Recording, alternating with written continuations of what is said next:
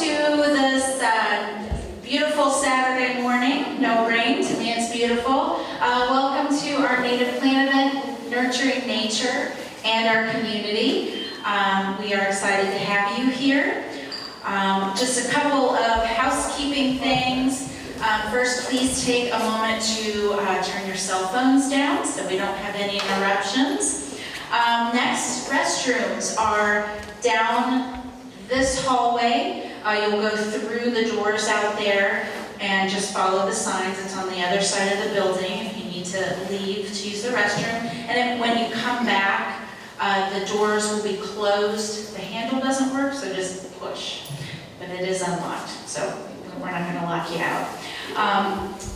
Also, don't forget, we do have some indoor vendors because of the iffy weather, so we have vendors indoors and outdoors, so make sure after the presentation you visit both areas. And that's about it. So I'll get started here. Our first presenter is Patrick Higgins, and hopefully you read his bio on our website. You can read it down there. And he's one of our brand new board members, just voted in May, so we're excited to have Patrick. And he is here to present Milkweed Was Just the Beginning. Now what? Level up for greater impact. So please welcome Patrick Higgins.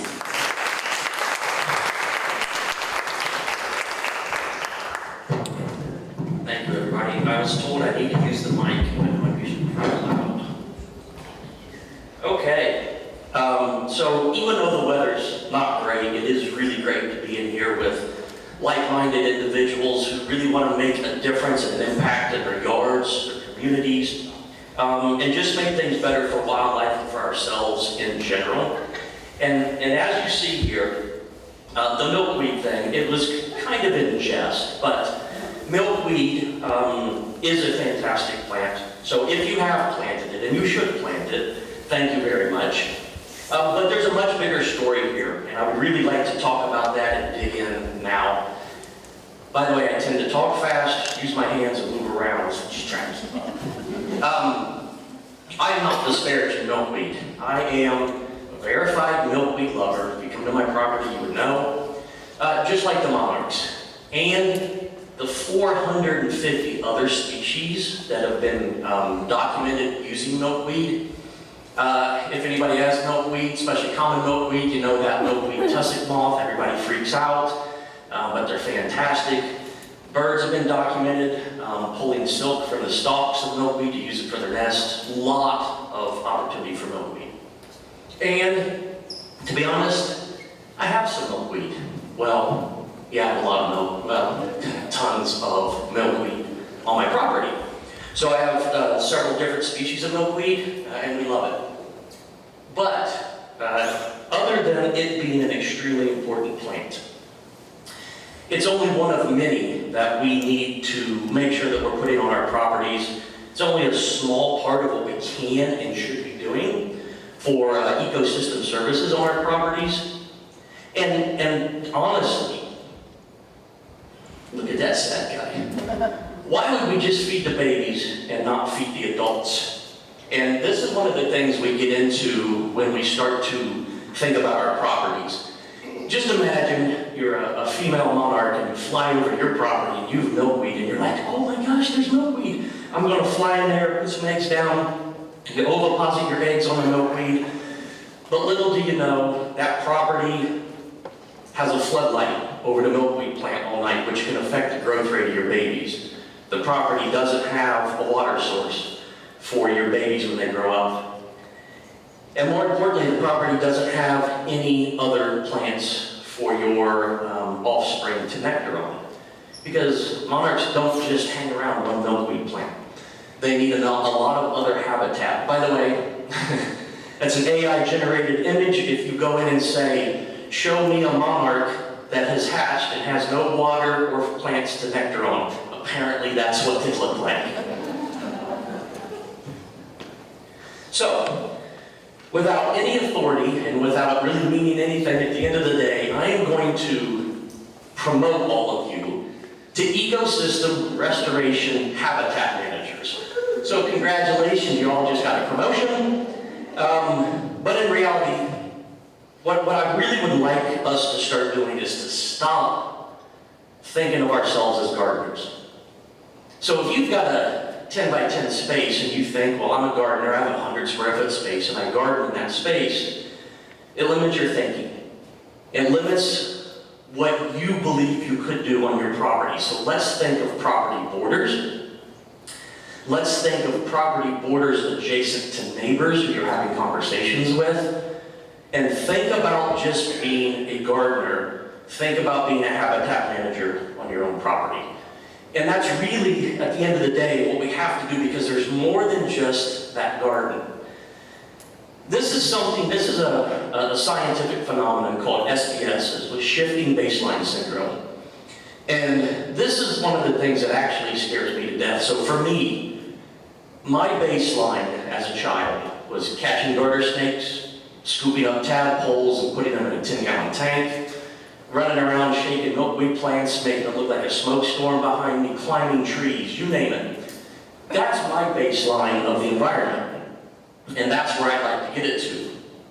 What is today's youth's baseline? Their baseline is going to be not spending the day in the woods, not catching those things.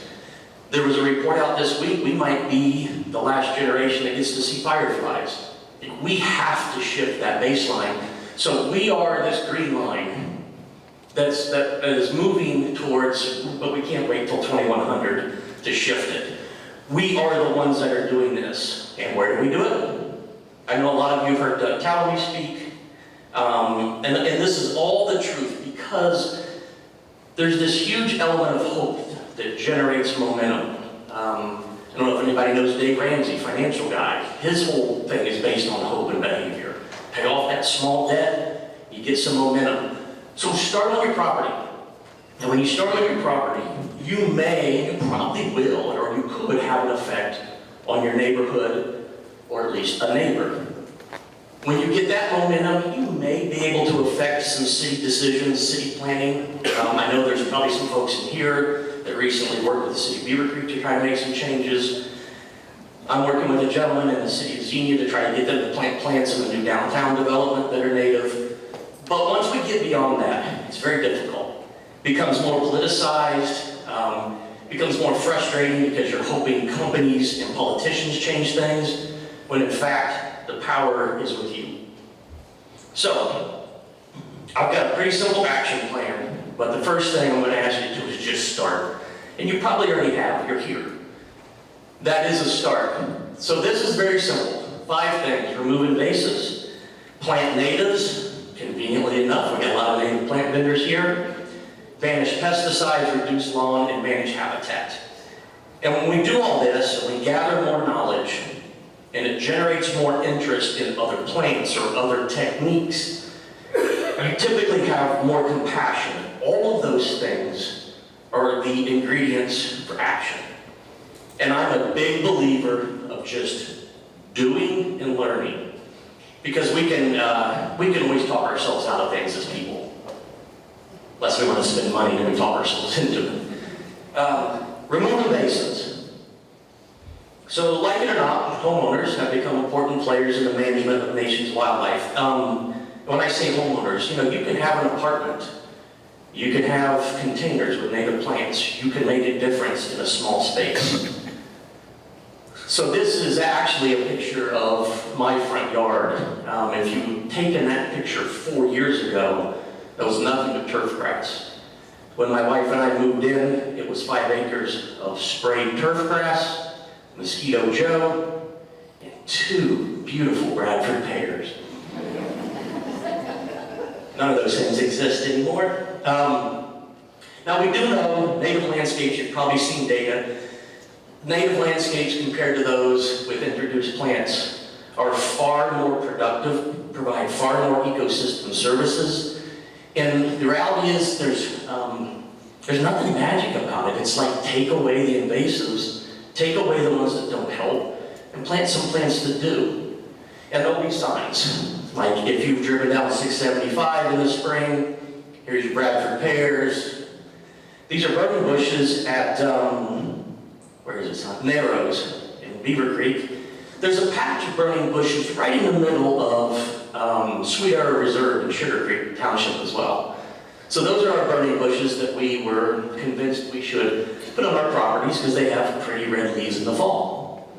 Oh, look at that. Unless they're celandine all up and down the Little Miami River in the spring. And yeah, I'm looking at you, butterfly bush. We've got to start getting rid of butterfly bushes. Because you see a butterfly on it, doesn't just mean that that's the best thing for them. It might be what they need to eat because that's all that's available. But I truly believe, as we go through here, I will present you with 5 challenges. This is challenge 1. Don't just remove an invasive. Think of an invasive on your property today that you can remove and replace. So removing it is part of the effort, but let's put something in that is now beneficial.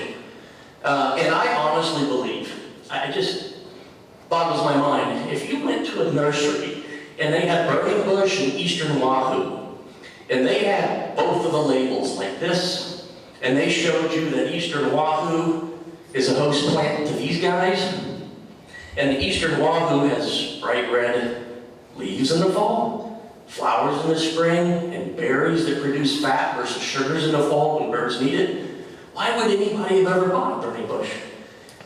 By the way, I had burning bushes too. That's what we were sold. Now I have eastern wahoo. So challenge 1, replace an invasive versus just remove it. Second step is plant natives. I'll spend a little more time on this one and habitat management. And here you can see, a lot of us know the benefits of native plants. You can see a lot of those benefits on the left-hand side. I believe the next talk, Kara, is going to talk about water infiltration, water recharge. And the funny thing is, all you really have to do is start planting native plants to realize all of these benefits. We kind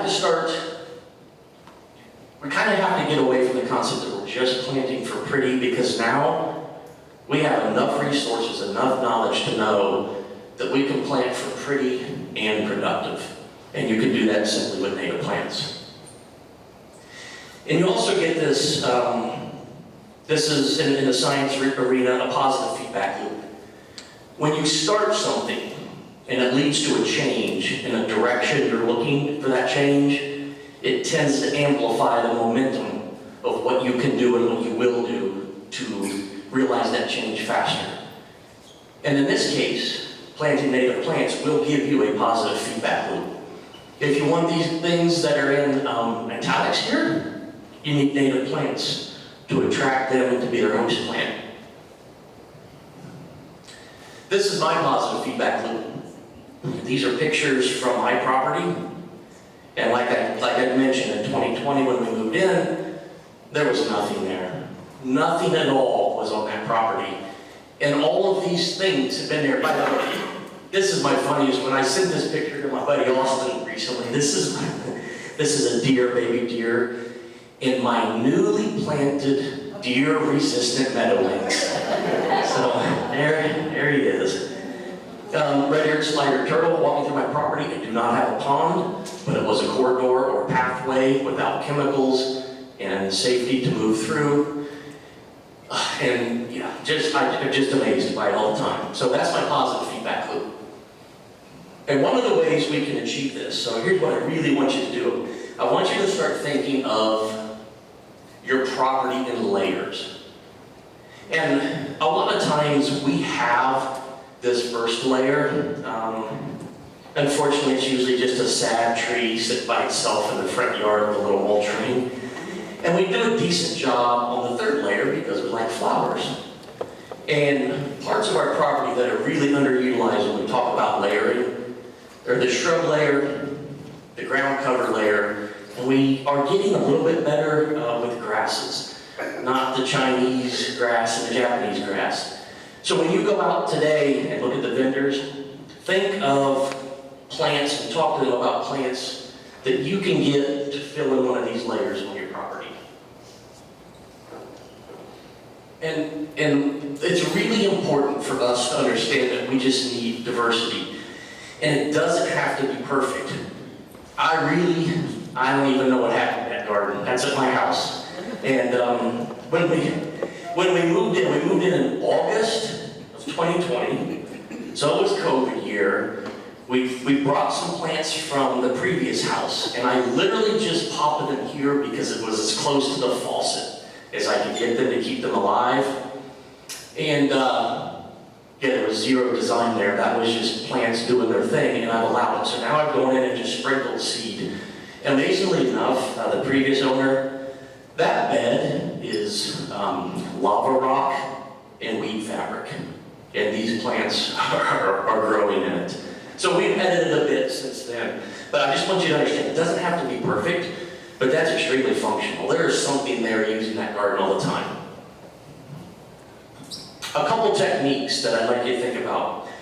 When you go out and you think about ways to extend your beds, this is one of the easiest ways for me to do it, is when I go to edge a smaller bed, I will just extend it a bit more. So can you imagine if you take this bed and every year you extend it a foot or two, in a few years you're looking at 3, 5, 8 feet wider. You can plug in plants, you can seed, you can let things self-stow depending on how you like to manage your gardens on your property. I like to garden a little looser, so I do allow things to seed and then I edit out stuff that I really don't want it to be there. So start extending your garden beds. Take a place on your property that's very difficult to mow. So this is just a corner on a building up on my property. And that corner was very difficult to mow, so I've just marked it out. I've eliminated that grass, I've mulched it, and it's given me an opportunity to put more plants there. Right now it's got a shrubby St. John's wort, it's some liar leaf sage, and I'm just going to be plugging in more native plants in that little corner. Or take a wet area on your property and let it be. Put in some swamp milkweed, put in some plants that love low-lying ground or wet areas, and stop trying to force the mowing in areas that are a pain. Because I know we're all still probably mowing, a lot of us are still mowing more than we need to be. And then, much to my wife's chagrin, I just was stopping by a nursery this past fall, and that's what I came home with. But you got false indigo bush for $5, service berries for 20, hawthorn bean for 20. I came home with that. I did not have a plan. I either thought I'll give them away or find a space. But I truly believe you can find a space on your property. And Austin, I think this was your quote from a podcast. Is that correct? Yeah. This bottom one? Yeah. I love this quote that Austin said. We have to start loving native plants more than we love mulch. So if you go home and you just look hard at your garden beds. If you see mulch, those should be plants. So you can plant them in there. You can get them in more densely. Think of diversity, think of variety. And you don't have to do it, like I said, man, if there's a plant for sale, I'm getting it, I'm finding a spot. You can be more formal in your garden design, but just know what you need and realize you can put more in. And then, this is a concept I really, really like. Soft landings around our trees. Most of our trees have a little baby mulch ring around them. It's probably too tall. We mow around each individual tree, and we can start to create these soft landings to connect these trees and provide us an opportunity then to use all 4 layers in our landscape design. So this is at my house. Last year, I had a red maple, sugar maple, some really small trees. I don't have any shade on my property. Luckily, I get some shade from that big hackberry from my neighbor. But I created these soft landings. The soft landing concept is most caterpillars that use oaks and cherries and any of the keystone species, and they lay their eggs, they have the caterpillars in the canopy. Those caterpillars need to drop off to complete their life cycle, and they need a soft landing to do so, the leaf layer, and they need to typically spend a year incubate in the soil. We don't allow them to do that because we're mowing it, we're compacting the ground, and we don't give them that opportunity to have the leaf layer. So soft landings will allow that. And just these 3 spaces on my property, I have all of these that have been planted in there that are all connected with like just a little bit of habitat. So it doesn't have to be huge. This space here is just filled with mulch from Get Chip Drop. I don't know if anybody's heard of it, but you can get free chips. And I just create the soft landings. This is another great way to create habitat. And then we know that birds rely on caterpillars and the lepidoptera, the moths and butterflies rely on keystone plants and host plants. And then we also have specialist bees that rely on certain native plants. So if you have to make a decision on your property, I need to make a decision because maybe it's a smaller property. I have to decide between plant A or plant B. If plant A is a keystone species, like an oak, or something from the prunus family, American plum, black cherry, choke cherry, or willow, not weeping willow, make a decision for a keystone woody plant. Keystone perennial flowers, I always try to think of gas, try to add gas to your garden, which is goldenrods, asters, and sunflowers. So if you have to make decisions on plants when you go out here today, get one of the keystone plants. Another method, if you have space, this one gets a little contentious, is to let an area go.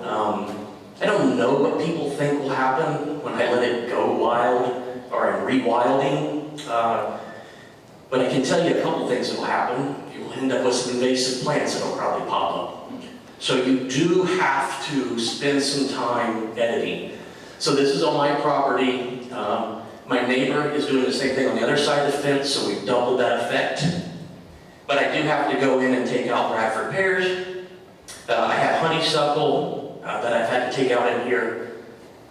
There's something else that's really been a pain in my rear, but I can't think of it at the moment. So you can let an area go. I do have a lot of fireflies that use this space. I've got a lot of dragonflies that run that border. So this is just kind of allowing space to be. You can see that, that's in the fall. And then it's allowed me to plant in some choke cherry, some red bud, some button bush, and it's just giving me that. I haven't had to edge it, I haven't had to mulch it, I haven't had to do any of that. So challenge 2, plant native plants. When you go out there today, buy something that's new, something that maybe you didn't know. Coming to talks over the last few years, I heard Rattlesnake Master get brought up, so I love Rattlesnake Master now. I started to look into it. Briarleaf Sage was one I didn't have. I love that now, so I use that now. Prairie Willow was another one. So find something new that you can plant. Plant closer together. Stop thinking of soldiers between mulch. Create layers. A lot of layers. Can you get a ground cover or a shrub when you go out there today? Think of bloom time. Like, can something be in bloom from early spring to late in the year? Obviously, asters and goldenrods are really good late in the year bloomers. And I'll be honest, I'm not getting kickback from any of the vendors. If you're going to go out and buy a plant, buy more than one. If you pick up this cute little purple coneflower, you don't want to be by yourself. Get 3 of them. Plant them in a grouping of 3. Get 5 to 7. Plant a mass. Make a drift. Plant 11 of them. Don't just go out and buy one little guy. He's going to be sad. It'll be great if you take it home and put in your garden, but buy more than you think you need. Eliminate pesticides. These next 2 I won't spend a ton of time on. These were 2 of my goals on my property, dragonflies and fireflies. I have both of them now. I would not have either if I still had that mosquito spraying guy. By the way, I didn't hire that guy. He just showed up one day, and I found the guy that had owned the house before us and paid a contract for him. And I was out there chasing him and yelling at him. So we got him out of there. We eliminated the pesticides and herbicides that were being put on the lawn. And I have abundance of these 2 things. And I'm also so nerdy, by the way, the little bamboo stick, if you have dragonflies, the little bamboo sticks in your garden, they perch on them. Like, it's so cute, they just perch on them and then they hump from there. And then we've seen this before. We want to, as homeowners, we kind of like try to absolve ourselves of this, but we use way more chemicals than farmers do per acre. There's a lot of eyes on the usage on farm fields because obviously that runs off that non-point source pollution is kind of easy to see when the rivers are brown and we know topsoil is running off and we can assume chemicals are running with it. But homeowners use way more than farmers do per acre. Just stop relying so much on chemicals. Your yard will find a balance. Now, there's a caveat. If your neighbors are spray happy and they're just like walking around spraying things, it's going to take a longer time. But your yard can find a balance. So what I would say is just give it a little time, provide the opportunity. So challenge 3, eliminate pesticides. No, sorry. Eliminate pesticides, fire the mosquito guy, pause or eliminate treatments on your grass, maybe for a year to see what happens. And then just set your mower a little higher. It's a little bit harder for those weeds to get established. Reduce lawn. This is a big one. There's so much of it. This is down the street from my house. I tried to get a picture of this as my wife was driving by. It's a pretty good job, actually. This yard is grass from the street to the foundation of the house. I hope it's nobody's house here. Or if it is, maybe you're going to plant some native plants. The only person I've ever seen on that yard in 5 years is the guy on the mower. So it's not being used for anything else. And I think this statistic is just gobsmacking. 9 billion gallons of water per day nationwide to keep grass green.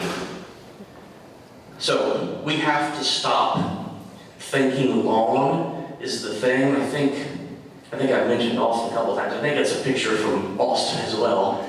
So the other thing that native plants do is provide a ton of benefits to soil structure, which helps a lot, especially if you have like wet yards in the spring and you just have turf grass. You start planting plants that can improve that soil. You may have better water retention, water recharge, less runoff, fewer wet spots. And then here's just a few places that a year ago were just mowed. These were just spots, people sat on mowers and just, I don't know, bopped around and mowed. I know for sure because that's mine. In this last year, we've converted all of these areas of just mowed grass to native prairies. So you can just think of an area that maybe you could create a prairie, and it becomes a little less overwhelming because it's really difficult to garden, quote unquote, garden on 5 acres or 7 acres in this case. Take opportunities. This is a generational family farm where all they did was mow and spray. That big white pine came down by the electrical box. And I don't think this guy would ever call me and just said, come take out some of my grass and put in some plants. He just used this opportunity to say, I'm not messing around with that stump by the electrical box. We planted this last year, great timing, right in the middle of a drought. But he would send me texts, I'm watering my plants are doing great. And this year, this whole garden is full of native plants. And this is, like I said, this is a guy from a family that's been farming for 100 years. I don't think they had a flower on their property before that. And then other ways to reduce lawn, I mean, it's still grass, it's just not mowed grass. Can you let some areas go? So challenge 4, reduce your lawn, expand current garden beds, allow an area to grow as long as you're willing to edit it, install a pocket prairie, pollinator garden, etc., and round off areas that are difficult to mow.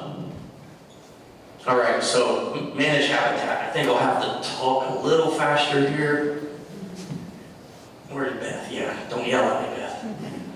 Okay. Flowers are great, trees are great, all the plants are great, reducing lawn's great, but there are a lot of other ways This is where people get a little worried because they're worried it'll be messy and the neighbors think that you're going to just attract mice or whatever, but wood and rocks are fantastic structures to use on your property.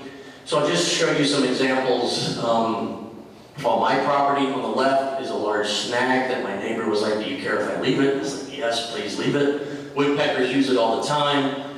This middle picture, that's a beautiful reuse of a Bradford pear stump. And it's hilarious because robins and chipmunks and squirrels think they're king of the world. I see them sitting on this thing all the time. And the one on the right is just a log that fell off of a snag on the back of my woods. I just drug it up and put it in a garden. On the left, it's just using downed logs as garden borders. The middle is just a stick I jammed in the ground that the birds used to perch on before they come to a bird bath I have on the property. And on the right, just a large log that was left with some mint and early figwort and nine bark near it, and it's just part of the habitat. Typically, we like to clean that stuff up, throw it in the fire pit, burn it. Here on the left is, once again, reuse of Bradford pear. It's a dead hedge of Bradford pear. I'm using that dead hedge to hide a brush pile behind it, just to make it look a little cleaner. And that gets used all the time. I don't know what it is about brush piles and wrens, but man, they love it. And here's a rock just being used throughout some of the gardens as either border edges or just placed inside. And I see a lot of toads that use the rock structures, and I see butterflies. I don't think they warm themselves on the rocks. I don't know if that's what they're doing or not. And then make sure you have water. Try to incorporate water into your habitat. This is just a concrete bird bath that my wife and I have between my neighbor's honeybee hives and our pool. And we actually train his bees every year to use this water source instead of our pool. And believe it or not, you can do that. So that's why we have pebbles here. Birds still use it. And then I have, these are just saucers that I use from flower pots that I use throughout the property. Really interesting, the one on the right, I had a de-icer in it this winter. And this is really close to the house. That was a deer water source. She came up every night. I get a love-hate relationship with the deer on my property, but I call those bird bowls. bird bowls, there you go. Let's add bird bowls to the property. And then really address your lighting. I had to put an homage in here to my buddy Charlie. I had to put him down this year. That's Charlie, 17-year-old. He was the best and worst gardener I could have had with me. But he was always with me. So address your lighting. Here, instead of lighting up this whole area where I have steps on my property, these are just solar-powered, really low-level LEDs that light up the steps. And really all I was concerned about was nobody falling down the steps. Here in the middle and on the left, those are once again solar-activated LEDs that are motion sensors. So if anybody comes up and down these areas, they turn on and light up. And the downward-facing light fixtures, I'm always surprised. And I never really thought about it a whole lot. We always put these fixtures on the outside of our house that just like light up to what, I don't know, and light outward. The lights only go so far. So I switched all mine to downward facing, and I switched them out to yellow bulbs. And then people are like, well, it's not going to put off enough light. There's my barn, and it's lighting up both doors, which is what I want, and that's my front door. So you will get plenty of light on a downward facing fixture, and it reduces all the light pollution. Switching to yellow bulbs, I have almost no moths or bug activity around those in the evening. And then, just quickly, man, just leave the leaves alone. Just stop. Like, we rake them and we mulch them up and we burn them and we bag them. So can you rake them off into an area? If you create soft landings, you can just leave them when they fall in those areas. You can rake leaves into them in those areas, but they are vital habitat. And it's just kind of free mulch, so I think it's a no-brainer. We need a lot less of this This is actually in Westchester this past year. And we need a lot more of this, a lot more of this. And this is a huge soft landing that Brandon Hoff in Yellow Springs had created a couple years ago. And just quickly on the whole idea of cleaning up. I do have a couple videos on my YouTube channel, fall cleanup, spring cleanup, but I'm going to give you a hint. Stop cleaning everything. It is tough for me.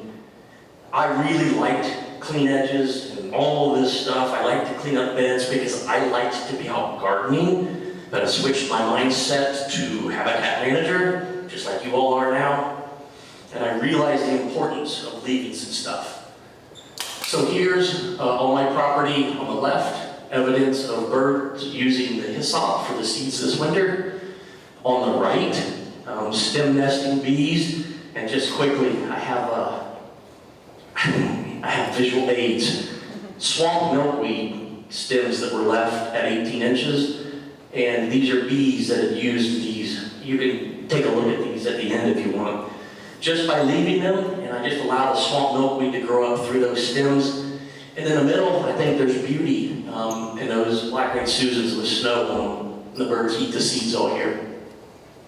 So challenge 5, as we start to kind of wrap up, think beyond garden beds, add wood, rocks, other structures, provide resources, figure out a way to add water to your property. The monarchs will love you too.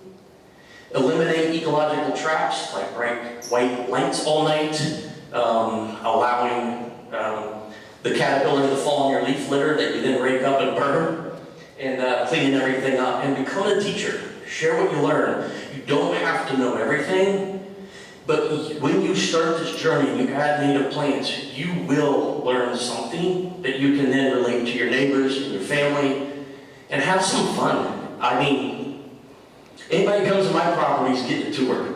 It doesn't matter. We're going to walk somewhere. Join an HOA, which my dad in the back joined an HOA. And he's trying to get them to change their mindset. Journal, try winter sowing, just have some fun. Get an app, start to learn what's on your property. So as we wrap up, the truth is, however you want to look at it, our climate, the weather, it is changing. The truth is, we can't just rely on politicians and corporations. The truth is, we have a lot more power that a lot of times we give ourselves. And the truth is, you can make a change. And hopefully, with a little bit of this action plan, you feel a little more empowered to do so. The milkweed, it's like a gateway plant. Plant some milkweed, get started, get excited, and then start to take action on some of these other things so that we can improve our habitats and move beyond just one plant or two. That's what I have. I appreciate your time, and I think we can do some Q&A.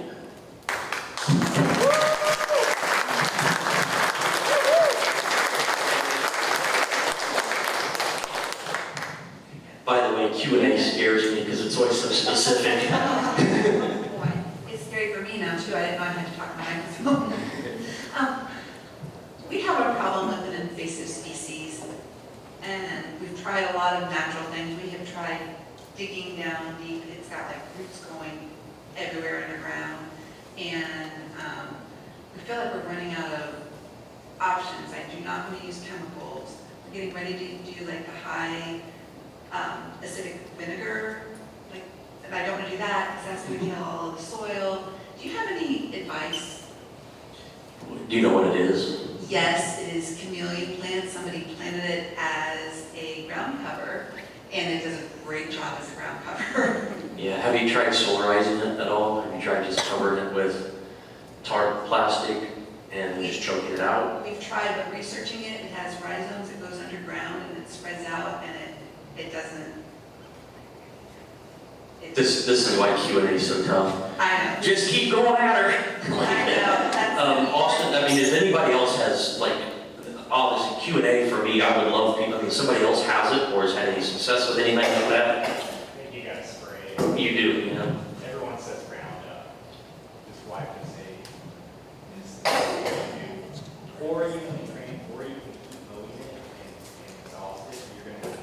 Do you have any tips for managing deer? I'm sorry.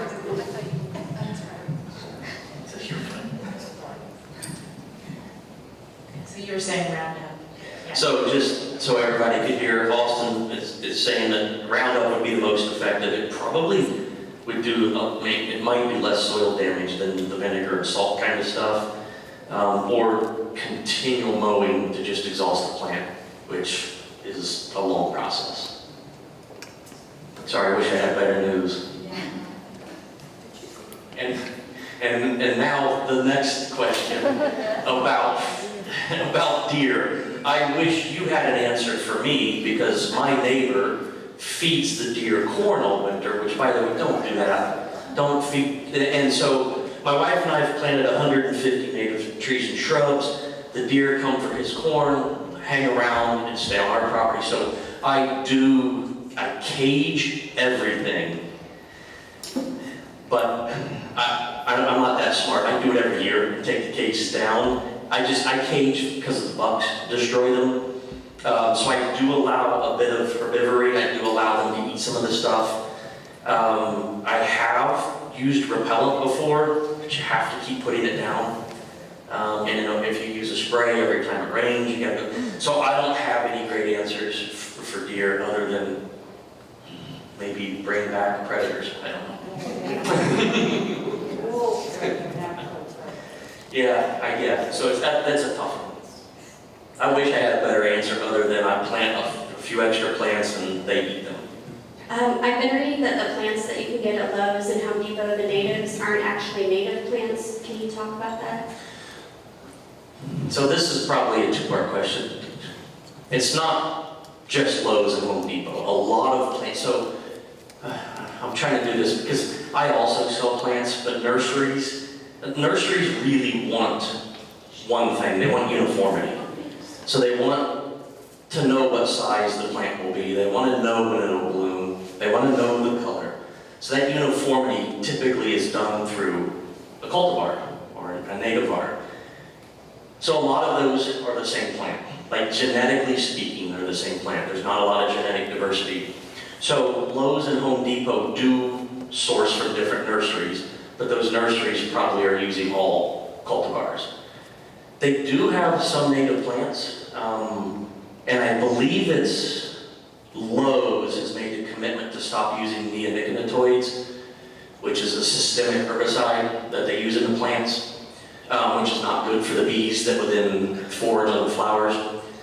What you want to do is and I don't know if you're aware, like if you look at the label, if there's anything in quotes, that is a cultivar or a native plant that's a cultivar.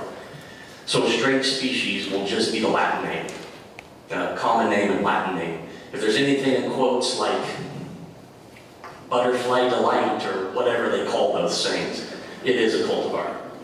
And Lowe's and Home Depot, it's tough to just know the source of the plant.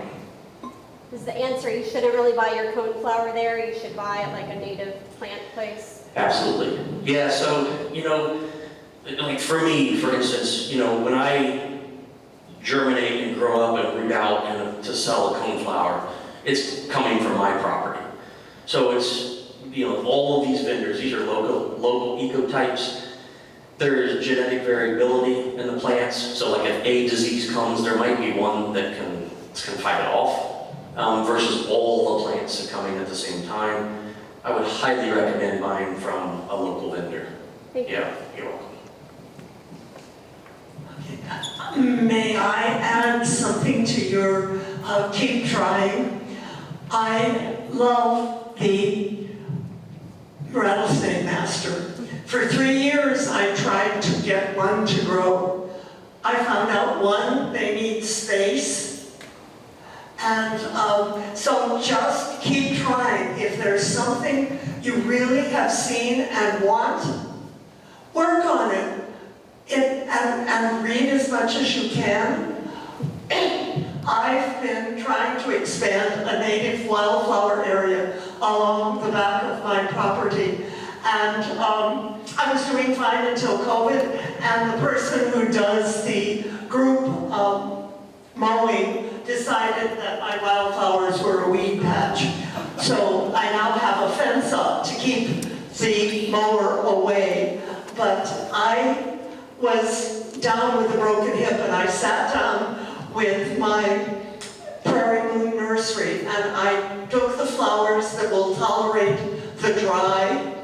I classify them by when they bloomed and their color, their height, so that I know to put the tall ones in the back and the short ones in the front. And I have 4 different kinds of milkweed. So I've been working at this for 10 years and always trying to learn more. There's always something new, a new outlook. So hang in there, keep trying. This is just a wonderful opportunity we have to try to make our world a little friendlier. Thank you. Here, here. That's my next call. Just keep trying.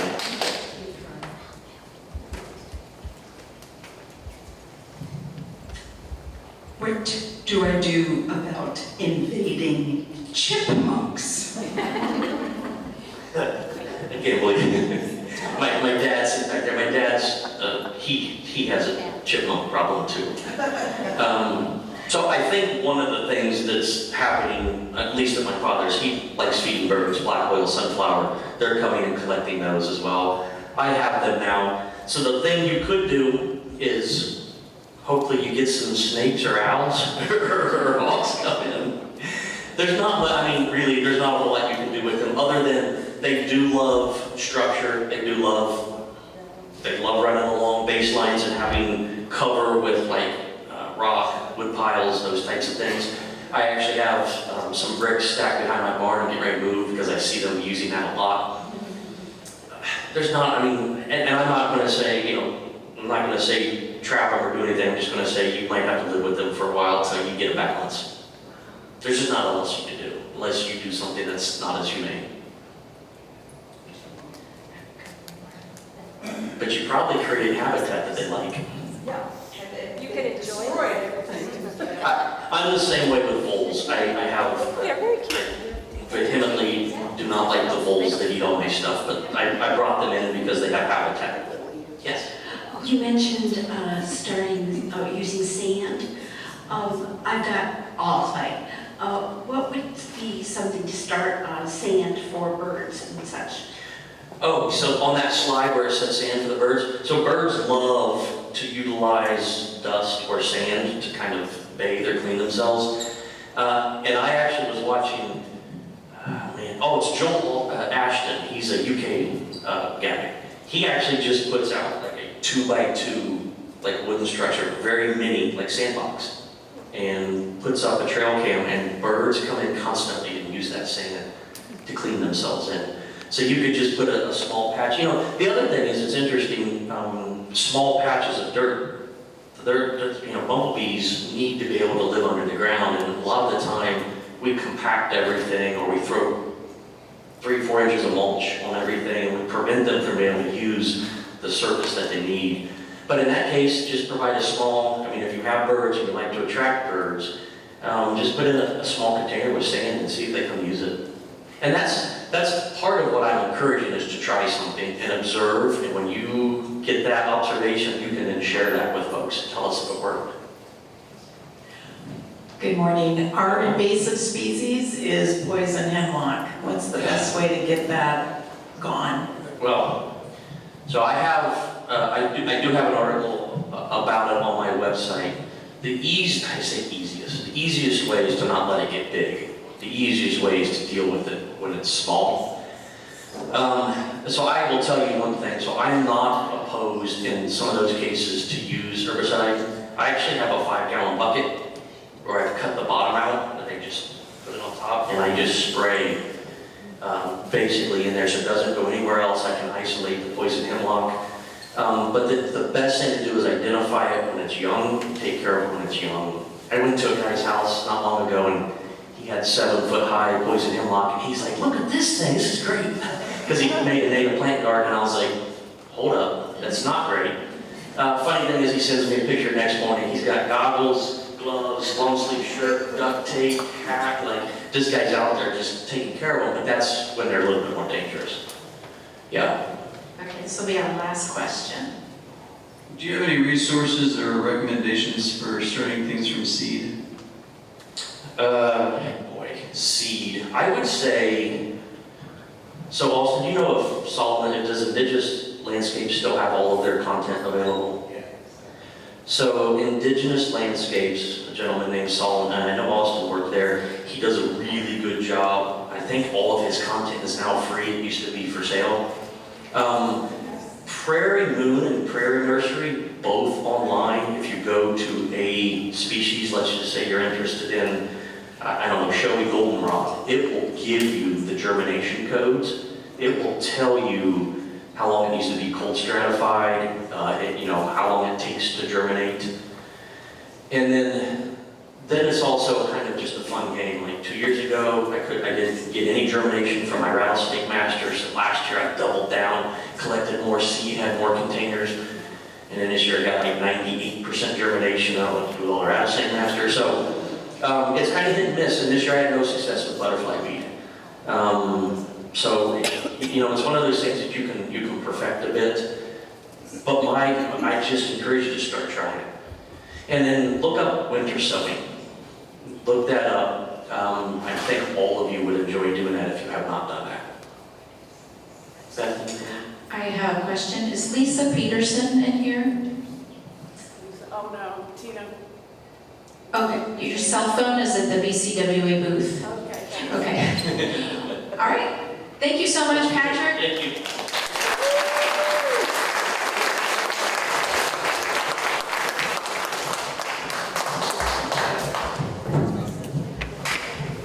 All right, our next presentation will be at 11:45, so go out and shop and spend some money. Get some lunch, yes. By the way, I did forget to say that Doug Talmy has a new book called How Can I Help?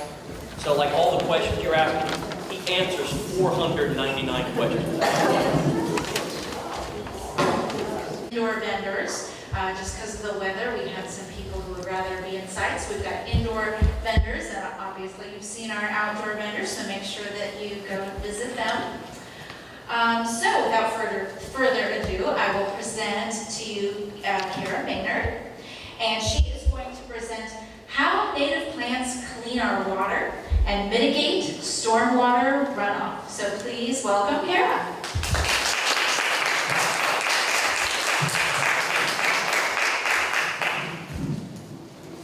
Hi everybody.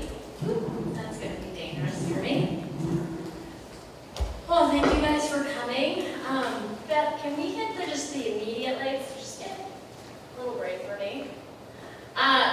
Thank you for coming to this talk. I have no idea how many people might be interested in this topic, but I figured since we're all out here supporting the Beavercreek Wetlands Association, that for some of us who might be interested in learning how we can keep our waterways cleaner and how we can do that on an individual basis. I got my professional rain gardener certification a few years ago, and I've just learned so much about rain gardens and rerouting water that's coming off of our yards and driveways, and just the impact that we can have on an individual level. And I've also been fortunate enough, this is in my presentation, to work with Five Rivers Metro Parks on some drainage areas for them as well, and how we can do that on like a larger scale to really clean up our waterways and have an impact on that. So just quickly about me, I've always been an earth hugger. I've always been really interested in saving the environment. Ever since I was a child in the 90s, we were going to recycle. That was going to save the earth. That didn't work out. Still working on it. After high school, I went into the Navy. I was a shipboard firefighter for 4 years. Went on an adventure. It was super fun. Allowed me to grow up. I'm from New Hampshire, and I grew up in the woods. When I was in the Navy, my family moved to Ohio. I had the Montgomery GI Bill, and I was like, how am I going to live on, $1,200 a month and live in San Diego, which is where I was stationed, or move back to New Hampshire, which is super expensive. And so my dad was like, Kara, you should come check out Ohio. It's wicked cheap to live here by comparison. So I came here and found out Wright State is a super veteran-friendly university. I actually ended up working in their Veterans Affairs office.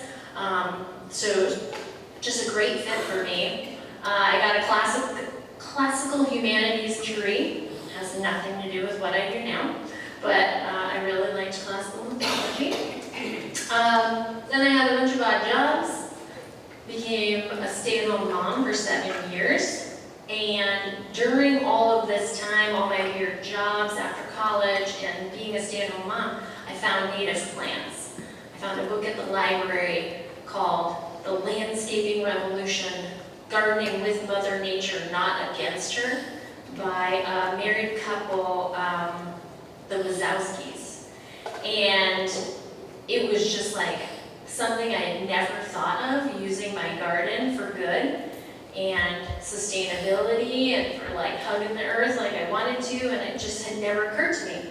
Then I found the Midwest Native Plant Conference, which is right here in our backyard every year at Bergamo, and it just totally blew my mind. The speakers there were so informative, the topics and the breadth of information that they shared, and then there was native plant vendors. So I was just like instantly hooked. I never looked back. I read everything. I started, all these test gardens, and that's how I started with native plants.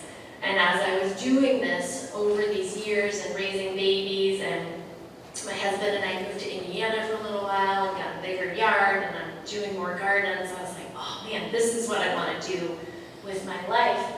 So in 2019, we moved back to Ohio, and I started Deeply Rooted Landscapes. And it was just me, one-woman show. I was consulting and doing a little bit of design because I had already done so much volunteer work with native plants. I was like, okay, let's start this slow. And so since 2019 to now, it went from just me. Now we're a team of 11. Our services include consulting, designing, native plant garden installation, invasive species removal. We do educational talks. We do presentations like this. And then, of course, we have a nursery with over 250 species of native plants. So we've really grown. I think I got into this at like the perfect time for native plants, and it's been really exciting to see how much people really resonate with creating habitat in their yard. Okay, so what is stormwater runoff? Stormwater runoff is any, as it rains or the snow's melting in our area, the water just carries anything that's on the surface with it. So we're talking sediment, of course, that's going to be there. We're talking oil from the cars, gas, any kind of like fume particulates that have accumulated. Pet waste is a big one. All that dog poop that people don't pick up, that is just washing off people's yards and contributing to contamination. Trash. I mean, little pieces of plastic are so incredibly light, and the water can just, that 5-inch rainfall that we had a month ago, I mean, just think of all the power that water had and how much that churned up. So that's what we're talking about when we're talking about stormwater runoff. That water picking up all of that yucky stuff and carrying it, where is it going? It's going into our streams, it's going into our lakes, it goes into the reservoir. Agricultural runoff is another one. Anybody familiar with Beavercreek State Park? Yeah, their reservoir is almost like non-swimmable because it's so contaminated from all the agricultural runoff. They constantly have toxic algal blooms out there. My family and I went to camp at the state park last year, and we're like, yeah, we'll go to the beach, and then it was just like, big letters on the website like, we're not recommending that people swim, because it's so toxic. And it's so sad because people want to go to the beach and they want to be outside, and how could we prevent this? Now, I don't do dredging and I don't create reservoirs, but how could we prevent this and use native plants, right? Could we create like filtration strips along the creek and the reservoir? Could we get people to stop using so much fertilizer? So, we just need to get people to start thinking about it because that's such an important resource for the community. It'd be nice if we could utilize it. So for us, I thought it's important to think about these places like Buck Creek State Park, but also what about the Beavercreek Wetlands? When we talk about all this sediment and waste coming off of our driveways and streets and parking lots, that's going to affect the whole waterway of the Beavercreek Wetlands. Now, fortunately for the Beavercreek Wetlands, since they have such a strong team and volunteer community, they have a lot of great native vegetation buffers around it, which is probably doing a fantastic job at filtering out a lot of that waste, but this is only like a small section, and there's a lot of connectivity. So, we really want to think about that, and since I figured a lot of you are from Beavercreek, the Nero's Reserve, I used to take my dogs there a lot, always picked up their poop. But we would go hiking there all the time and let the dogs go swimming because they have those really nice beaches. These are the types of areas that are going to get impacted by runoff, okay? The Great Miami River, beautiful scenic river, right? That is not another area in our community that we want to protect. Okay, so how does it work when I had a hard time trying to decide how I wanted this talk to go today. I obviously want to make it applicable to residential landscapes, but then at the same time it's like impress upon everybody this is on a much larger scale, we need to be doing things too, but a lot of it remains the same. So how we can filter the water is with rain gardens. So when we're talking about our own properties, when we take it upon ourselves to work on our own property and clean that pollution, we're thinking rain garden. So a rain garden is going to be located in an area of your yard that is the lowest point maybe, or just a low point in your yard where water naturally comes down and accumulates. So if your yard is sloped like this, you might dig out your rain garden down here. Now a rain garden isn't just the same thing as a low spot. You actually have to do a few additional steps, and while they're not complicated, they are laborious to actually make them effective. So depending on the size of the garden, you dig a depression into the soil that's completely level.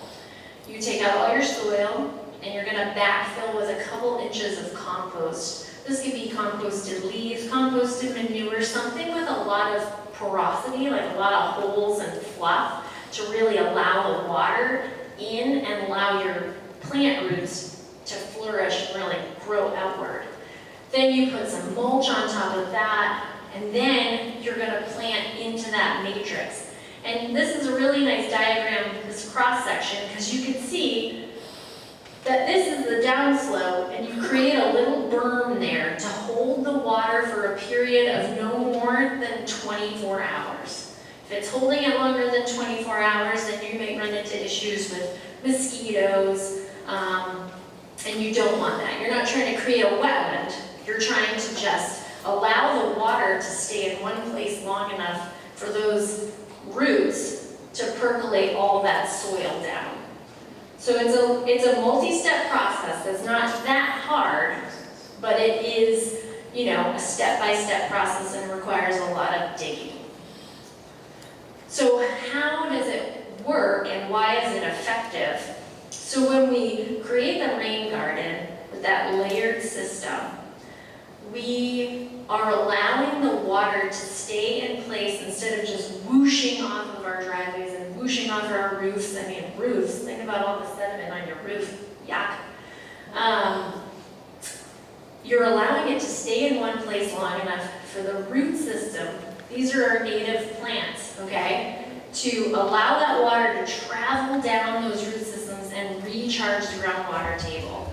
Now what's awesome about this kind of garden, a rain garden, is that because you're also giving it time, the plants are cleaning the water. The sun is cleaning the water. It will break down oil. It will break down fertilizers. It will allow the sediment to be caught within the plants. I don't actually know what it does with the pet waste, but let's just say it's getting cleaned out. 90% of the pollution that would end up in a rain garden gets cleaned out by the sun and the plants, which is just amazing.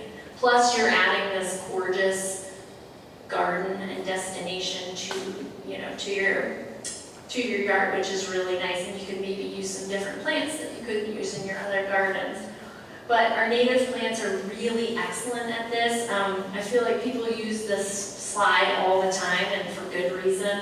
Over here on the left, this teeny tiny plant there, that's turf grass, and that's its root structure. It's about 4 inches in the ground, so not super effective, right, at like channeling rainwater. But then, we've got a lead plant here, and this is 15 feet into the ground.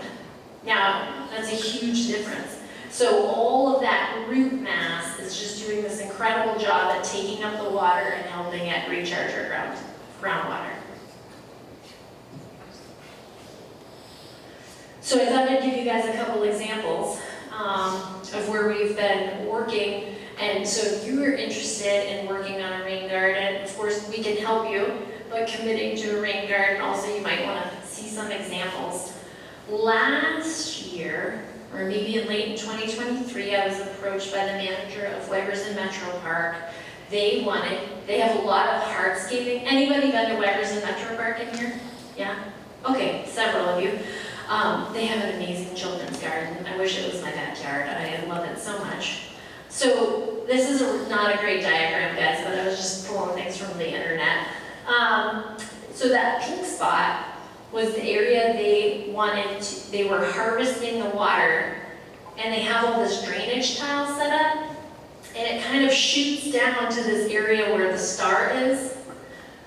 And so they said, okay, it's shooting down there already, so we want to create a rain garden to handle that, the shed, and then we'll have another demonstration garden and people can just come and see it, but we want it to be formal as well. So it's like, okay. So we actually ended up doing 2 gardens for them in the same area, but so the following spring, in April, we came and we dug all of this out. And I mean, this is, I don't know, this is about 900 square feet per side, so about 1,800 square feet total.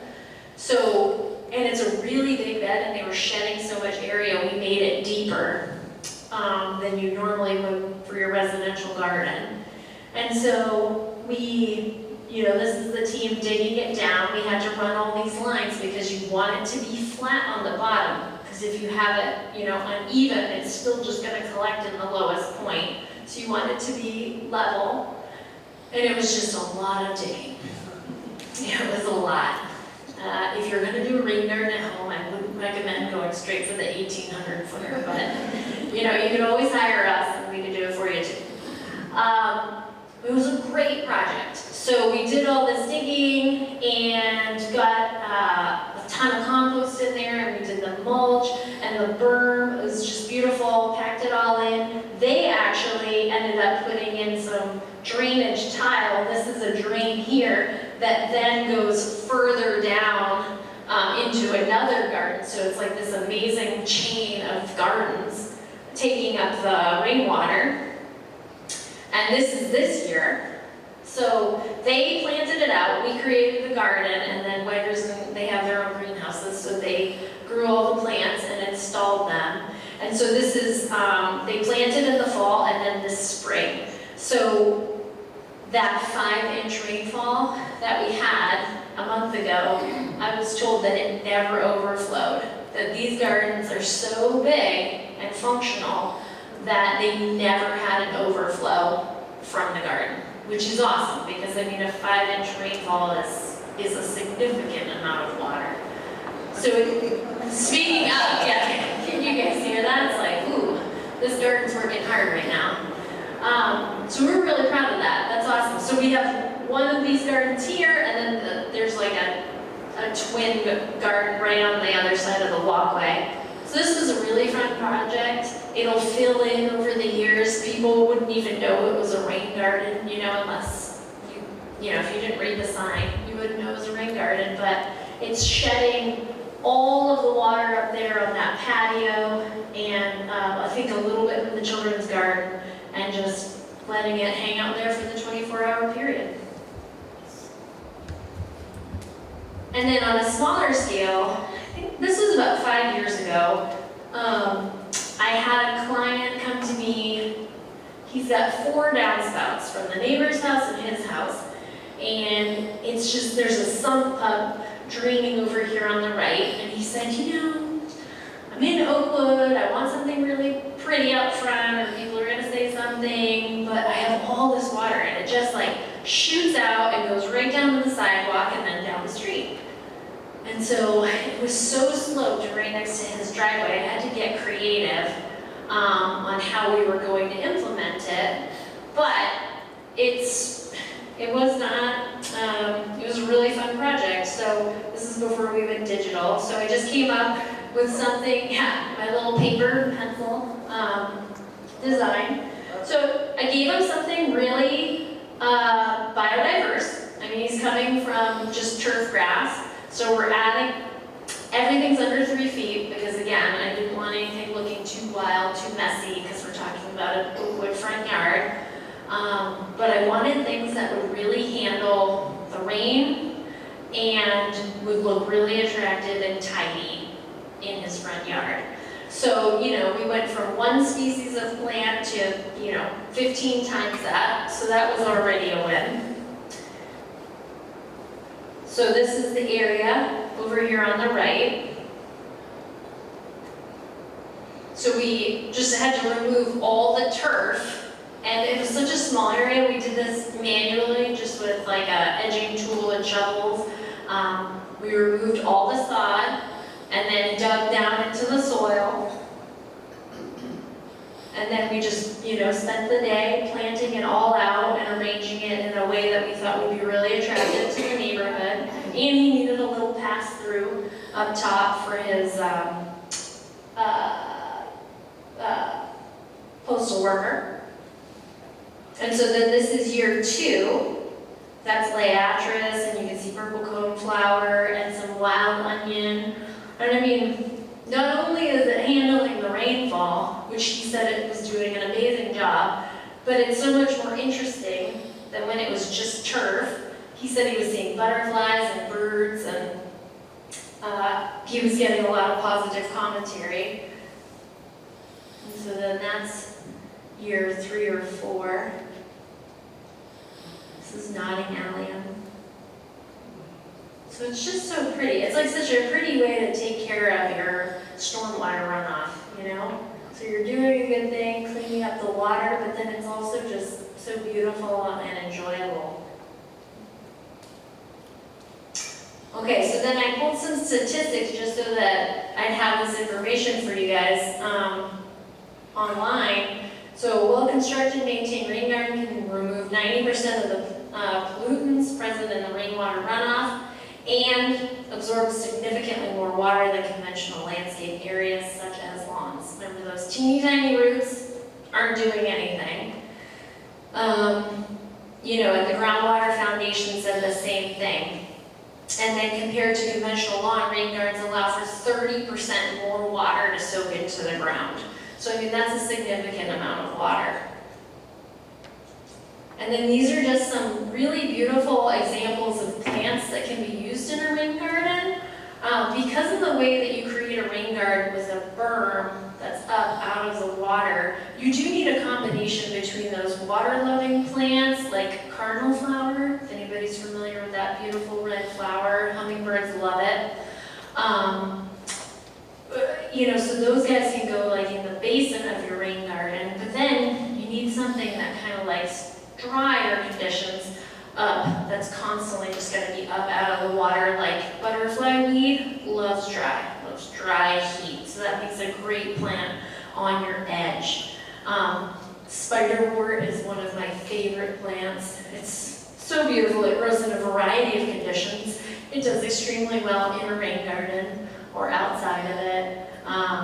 We have so many native mints. This is just such a small example, and I thought about listing all the plant options you could use in a rain garden. I thought that's too much, guys. That's a lot.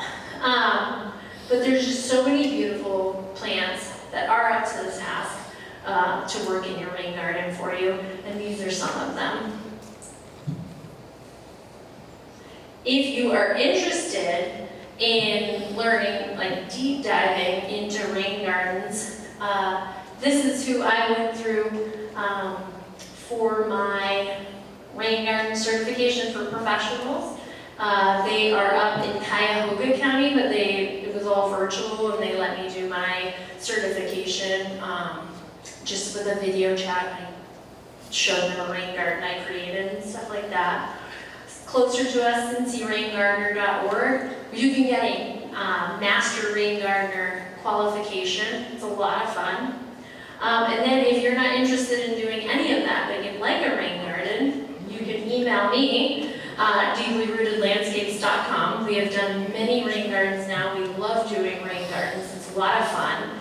And they are unique, and I love, that they're doing double duty. Just like our native gardens are not only beautiful for us to look at, they're providing so much habitat. You're getting that in a rain garden, plus we're cleaning all the water, which I love. And I think that's it for me. So I wanted to have a lot of time for Q&A, so if anybody has any questions. Yeah.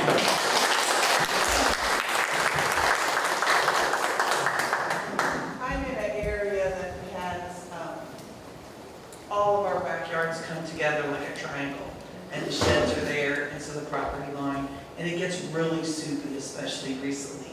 But it also is shaded by the sheds, so then it gets dried out. Can I do something in there so it's like it's not such a hassle to mow it, but nothing really super cool like the one you did in Oakland? So could you make a miniature rain garden, and would that make a difference? Or could you just put plants in there? Yeah, just put plants in there. You can definitely just do the cheap rain garden. This is a wet spot, I don't want to deal with it. Take out your sod and just put in native plants. Especially if it's an area that's already your drainage area, and it's not, you're not going to change that. You're not channeling the water in any different direction. Absolutely, you can do that. Did you say it's shaded?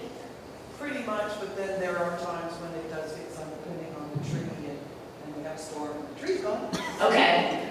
So what I would do is just create a garden shape you like, take out the sod, and put in some mulch, and then put in your plants that like partial sun, that can handle those kind of conditions, like sweet Joe Pye weed. Eupatorium purpureum is a beautiful shade-loving Joe Pye that can do shade but likes wet feet. It's a pollinator magnet. There are some ironweeds that I think can also do partial. Swamp milkweed can do partial sun. Great blue lobelia. So get on the internet, or we could be here forever and I'll list so many plants. That's cool, thank you. Yeah, look up partial. Yeah. Any other questions? Yeah. Hi. My backyard has a soupy area in the spring when we get all the water. And then over the summer it dries out, and by fall it is now a dry area. So how does a rain garden fare if it's not soupy all year long? Do you have to water it in the fall? That's a really good question. So in your first year, even in your rain garden, in any garden we install, in the first year you want to water your plants regularly. Our baby natives are one day going to be tough, big natives, but they really do need to be nurtured in that first year to establish and get those roots down into the ground to make them really tough. Several of our native plants have a huge ability to swing from like full sun to full shade, fully wet to fully dry. It's crazy. So those are the type of plants that I would look for an area like that. Like if you're not creating a rain garden that you're channeling water to, and it's just a naturally occurring wet spot half of the time, look for those plants, like river oats comes to mind right now. It's a beautiful grass, Chasmanthium latifolium for those of you who, like Latin names. Beautiful, highly ornamental. It can do dry, it can do sun, it can do shade, it can do wet. So that's what you want to look for. Those like straddle the line on all kinds of environmental, happiness. It's a good question.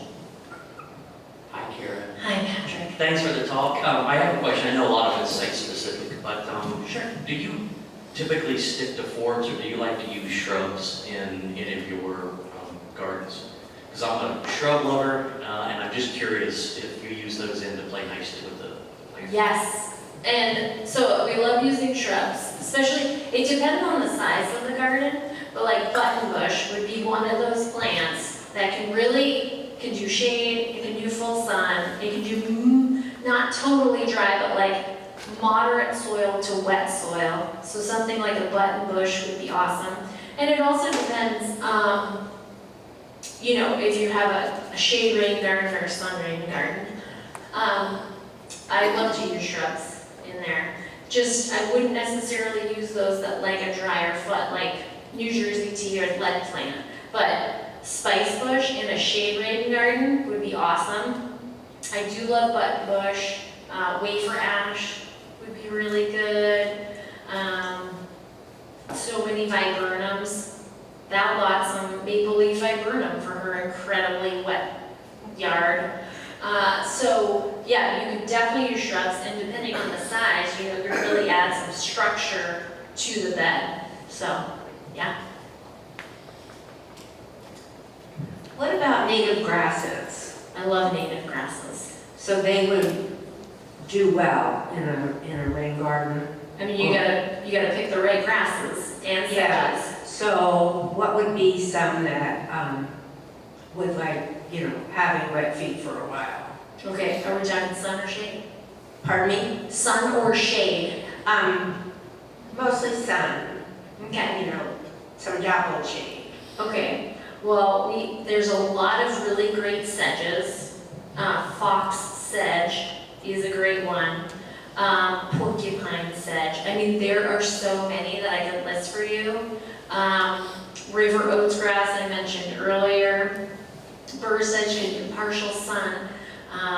Silver sedge. I mean, there are so many, and yes, I would definitely use grasses and sedges.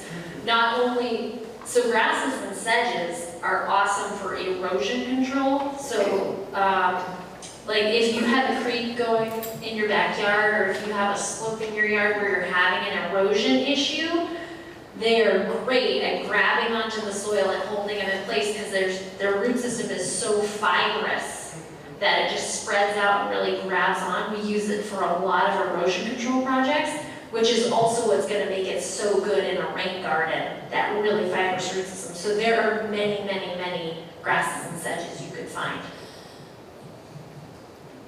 Yeah. Simple question, how deep do you go with the replacement? That's a great question.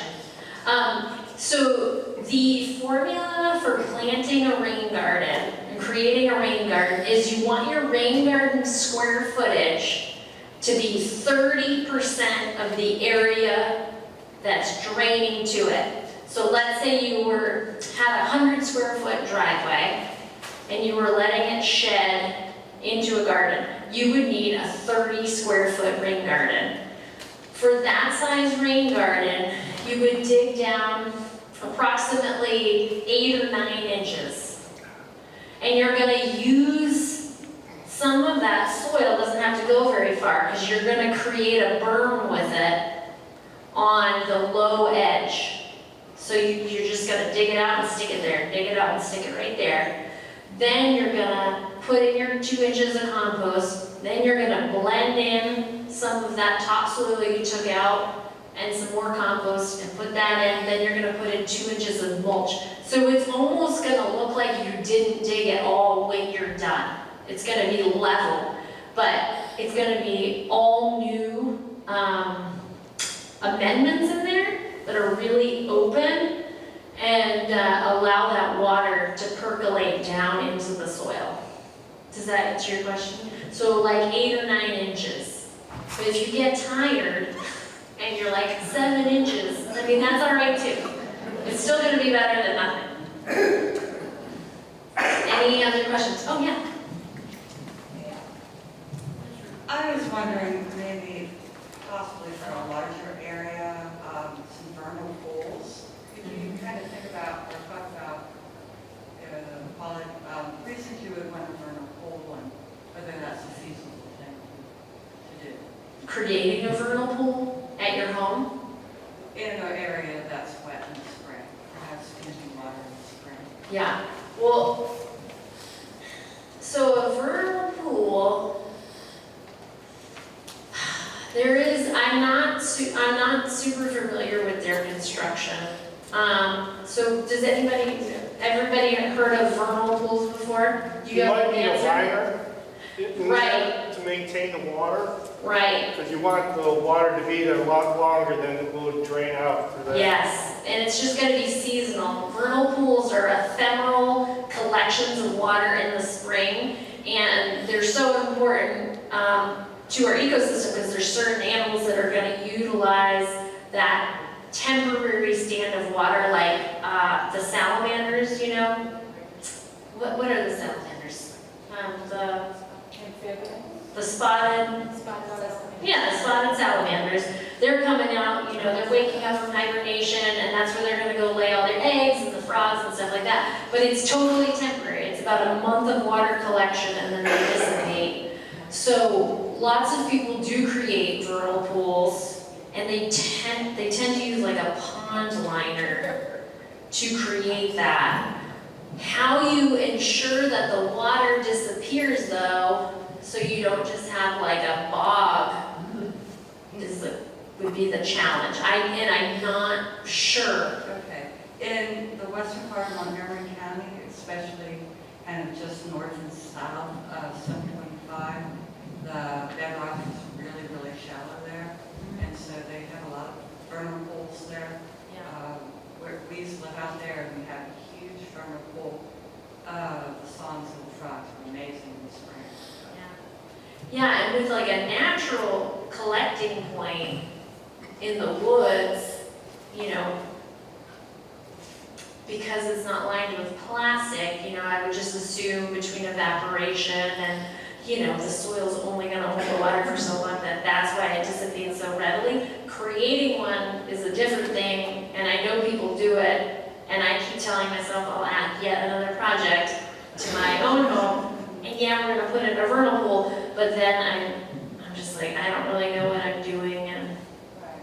Well, maybe preserving them would be more of a desirable thing. preserving vernal pools would Right, be because great. they're usually drained.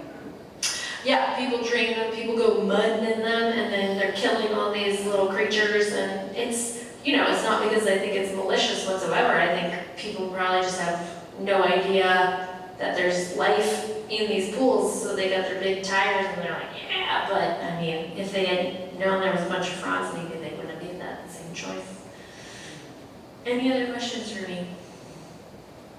Well, thanks guys. I hope you all put in a rain garden.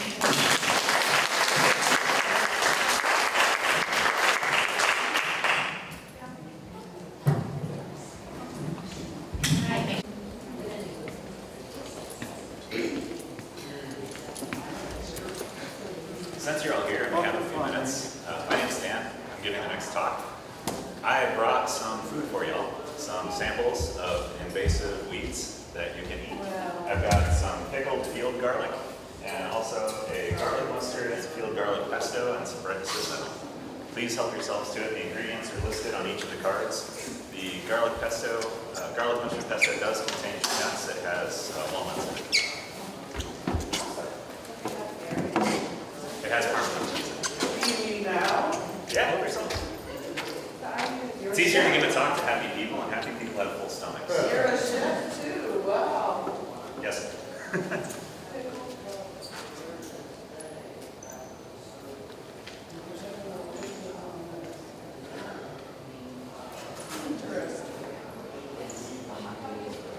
Did you make anything out of that? Here,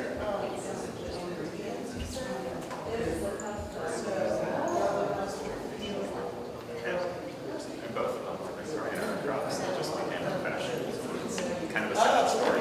We abandoned them. They didn't just show up here as invasives, they were brought here. So people used to love them.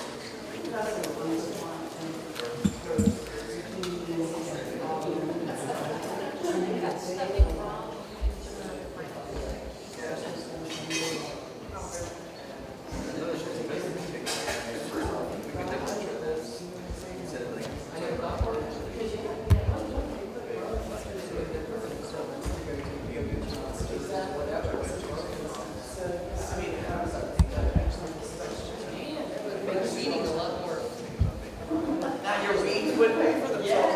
That's awesome. Good? Okay. Didn't know we were getting lunch.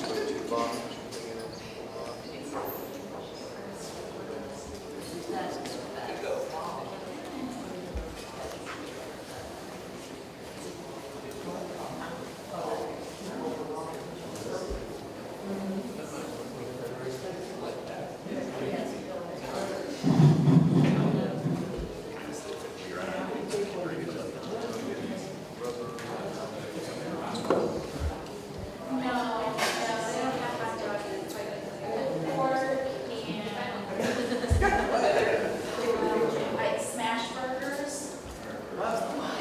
It's out front, but it's in a food truck, so it's parked like right out front. You're welcome. So this is a pesto made from garlic mustard. Pesto basil in it. It has regular garlic in it. It has Parmesan cheese. It has walnuts. It has olive oil. The flavors are really coming from invasives. You do garlic mustard. Or basically field garlic. These are pickled field garlic bulbs.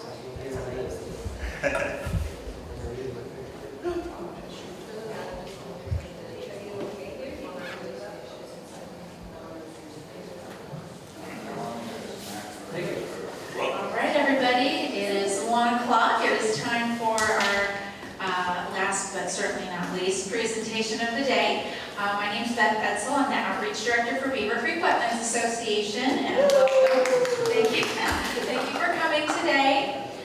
Just a couple of housekeeping items. Our restrooms are down that hallway, and then to the left, just keep following the little signs, and then there are signs to the presentation to find your way back in case you get lost. But the restrooms are down there. Those doors are closed, and the handle itself doesn't work when you're trying to get back in, just push, it's unlocked. So, and then also your cell phones, if you can make sure that your cell phones are silenced right now, that would be fantastic.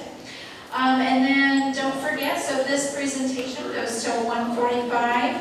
You have 15 minutes to get to those vendors and do your last minute shopping. So when you're inspired by, well actually hopefully you're not going to be buying any of the invasives, but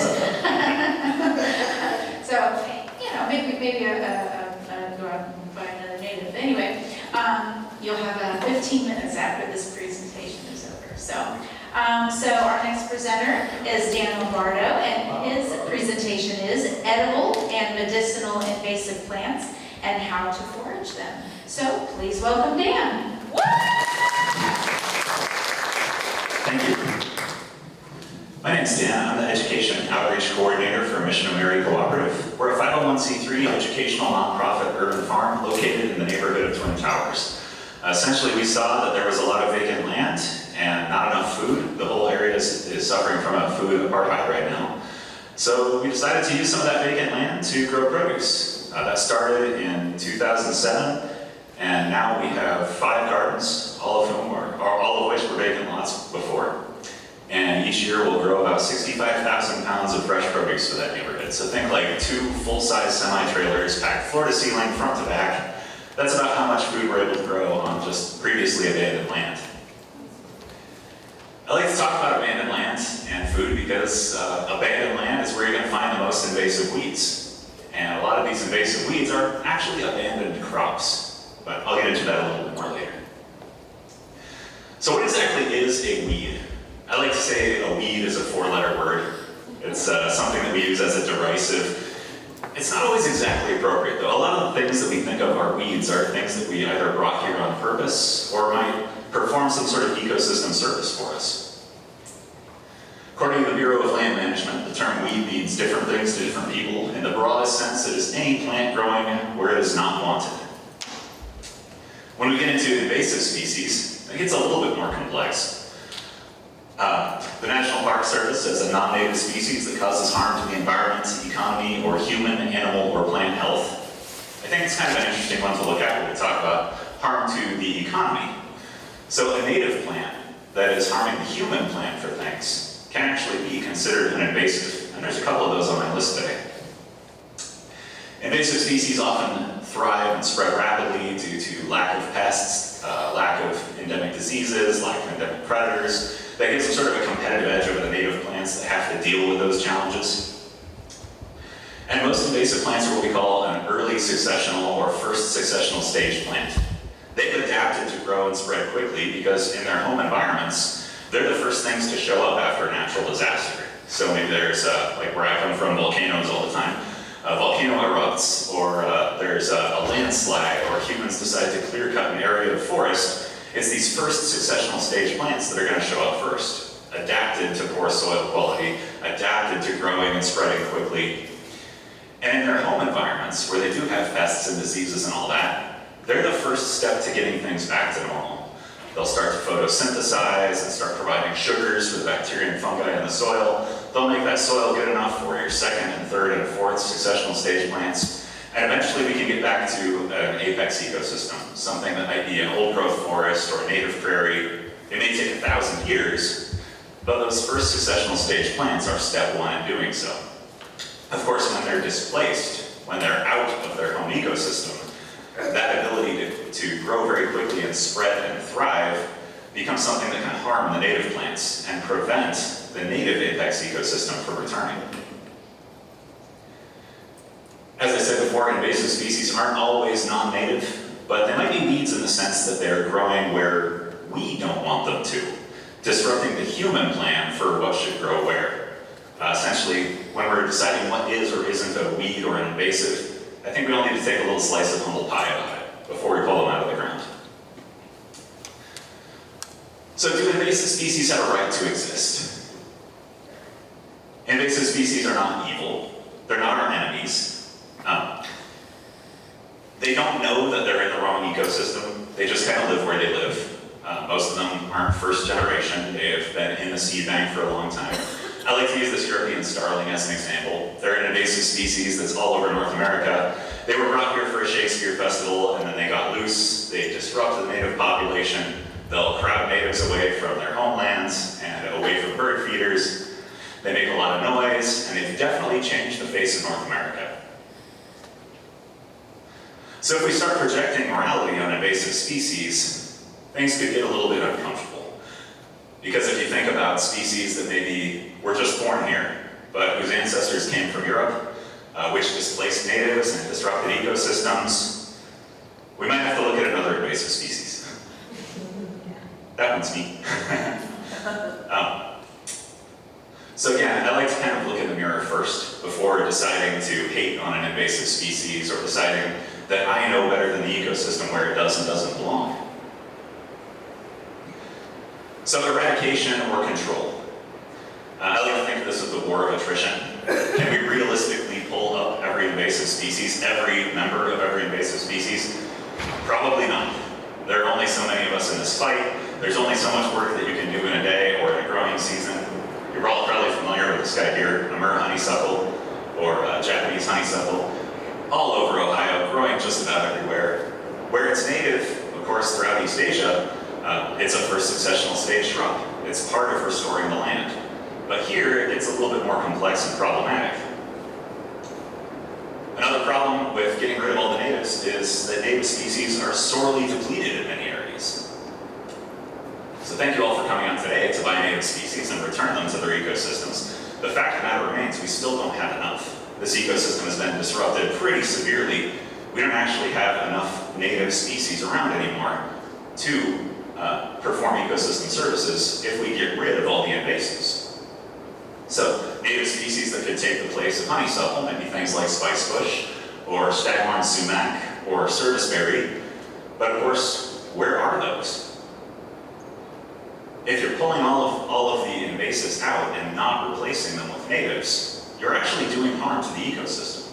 So we have to recognize the ecosystem services that these plants are providing. So let's say we ripped out all of the honeysuckle. Well, we can also say goodbye to our cedar waxwings, our confusing bumblebees. That's actually its real name. And even our eastern red squirrels that use those honeysuckles as habitat. They use them to build their nests. It's a big problem in ecological restoration. And of course, they provide services to us as well, and that's what I'm here to talk about today. So maybe instead of seeing invasive species as something to hate on, something to eradicate, something to destroy, we can think of them as something to harvest. That is one of the most sustainable ways of getting rid of invasives, is introducing them into our food supply. I was asked originally to talk about foraging native species today, and I said, not in a native plant restoration celebration. No, let's forage the invasives and leave the natives alone. So we talk about foraging a little bit. That is going to wild places and taking advantage of the wild food and wild medicine. And there's some ethics attached to it. The first one is the rule of thirds. Essentially, you never take more than a third of what you find. 1/3 for yourself, 1/3 for other foragers, and 1/3 for the rest of the ecosystem. Then we have classifications of different forageables. Usually we use a system of 4, and the top is choice. Essentially, if you saw this in the store, you would be happy paying money for it. You might think of some choice wild forageables like ramps or raspberries. Then we've got palatable. Palatable is like, well, as long as I'm on this hike already, I might as well forage what's here. Or as long as this is growing in my yard and I'm pulling weeds, I might as well eat some of them. Then we have edible. It's technically food. There's a lot of foods that were foods of survival, foods for hard times for indigenous people, and most of those are going to fall into this category of edible. Well, you won't die if you eat it, but it might not be the most pleasant experience. Then, of course, we got poisonous. Hopefully, I don't have to explain that to anybody. Of course, medicinal is a separate category and can go across all 5. We might have choice edibles that are also medicinal, and we could have poisonous plants that are medicinal in the right dose. For instance, one of the most famous poisonous plants in the world, poison hemlock, has actually been derived into a drug that can be used to treat hypertension. So in the right dose, even a poisonous invasive can be medicine. Talking about foraging, I do have to make a little disclaimer here and say some precautions. It's going to sound very legalese, and I'm trying to get through it as fast as I can. Make sure that foraging your target plant is legal and safe in the area that you choose to do so. That includes not just physical safety hazards, but also soil quality and whether the area has been sprayed with pesticides or fertilizers. Always bear in mind that many plants look alike, and some can be toxic, even in small doses. Occasionally, even experienced foragers make identification mistakes, so use plenty of resources to help positively identify your plants, including books, online resources, videos, and local experts too. Check, double check, and check again. And of course, foraging can be a life-changing and free way to get food and medicine, and to be more connected to the natural world, but foraging is always done at your own risk, and every individual forager takes full responsibility for their own health and safety while doing so. Okay, now that you can't see me, let's get into the actual plants. We do have some challenges, of course, to eating invasive weeds.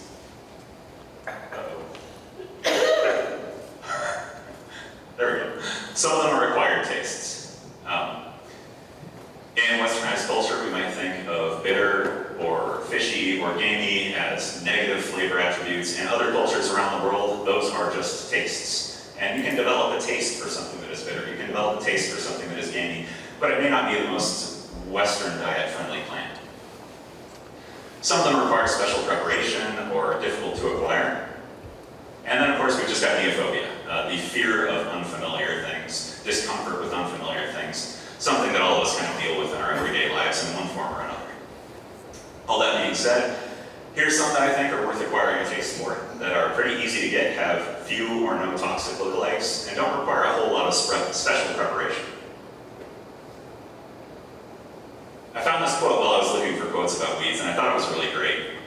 Addressing prejudices is really what we're doing here when we're talking about invasive weeds or introducing them into our food supply. Prejudices, it is well known, are the most difficult to eradicate from the heart, whose soil has never been loosened or fertilized by education. They grow there firm as weeds among stones. And also found this background picture that happens to be one of our most delicious and medicinal weeds, literally growing from stones. These buttons are really close together. So first I'll look at chickweed. Stellaria media, it's native to Eurasia. It's pretty easy to identify. We have single stems that form very dense clusters and mats along the ground. We have oval-shaped leaves with gentle recurved points, a single row of fine hairs on the stem. I like to think of that as the chicken comb. And then inside that stem, if you pull it apart gently, there's this tough central fiber. I like to think of that as the chicken bone. So if we have the chicken comb and the chicken bone, it can only be chickweed. It's the only plant around here that has those characteristics. It's got white flowers with 5 petals, and each one gives the appearance of having 10 petals because they form these little V's. If you'd like to look closer at chickweed, I've got an example right here for you, draped over the counter. Edible parts, the entire plant. It's actually pretty good. It's very palatable. It's used in a Japanese festival to welcome the return of spring. Here I've just thrown it in with some of my Barber's Ranch dressing. It's pretty good. It's not just food though, it's highly medicinal. It contains some really powerful medicinal compounds. Emodin is an antiviral, antibacterial, anti-inflammatory that can even inhibit the spread of SARS and COVID-19. Pariatin is useful for treating leukemia and lung cancer. We have beta-cytosterol, which can reduce cholesterol and is currently being studied to treat an enlarged prostate. Then we've got oleanolic acid, which is in lots of plants. It's an antiviral, anti-inflammatory, and hepatoprotective, meaning that it can help to prevent liver damage or heal a damaged liver as well. Word of caution about it is it does have compounds in it called saponins. Essentially, that is natural soap. It has more than most plants, but it's not a huge amount. They're not exactly like kill you toxic, but they can give you an upset stomach, essentially like if you were eating, well, regular soap. You would have to eat a tremendous amount. An ordinary chickweed salad, even every day, isn't really going to have that effect. But if you ate like a few pounds of it in a single day, it would probably give you an upset stomach. Other than that, there's not a whole lot to worry about. It does have a toxic lookalike called radium weed, but this one, I included it because it's included in other foraging resources that it's a lookalike. They're really not that similar. You'd have to be pretty lazy or maybe inebriated to actually confuse radium weed for chickweed. Field garlic. This is my favorite one in the springtime. It pops up everywhere in the Midwest. It was a Victorian era crop. People grew it on purpose. They grew it all over the Midwest. And then somewhere in the late Victorian era, it just became unfashionable. And just like people abandoned those vacant lots in the Twin Towers neighborhood, they abandoned this crop too. Now it's feral, it grows everywhere, it probably grows in your lawn. I saw some growing over the sidewalk out here. It is an incredibly delicious crop and an abundant resource. You can identify it by the round, hollow, silver green shoots that appear in early spring, sometimes poking right up out of the snow. The leaves look almost exactly like chives, and a lot of people think it is chives, or they'll call it onion grass growing up in their lawns. I really like Linnaean naming systems, because when you start using the common names, you'll find that every plant has 50, 60 common names. But this one is technically Allium vineale. We've got these narrow scapes that show up in late spring. Those are the flower buds, unopened. Later, as the flowers open, they'll be white, purple, or pink, and develop into little bulbils, almost like tiny garlic cloves on top of the flower head.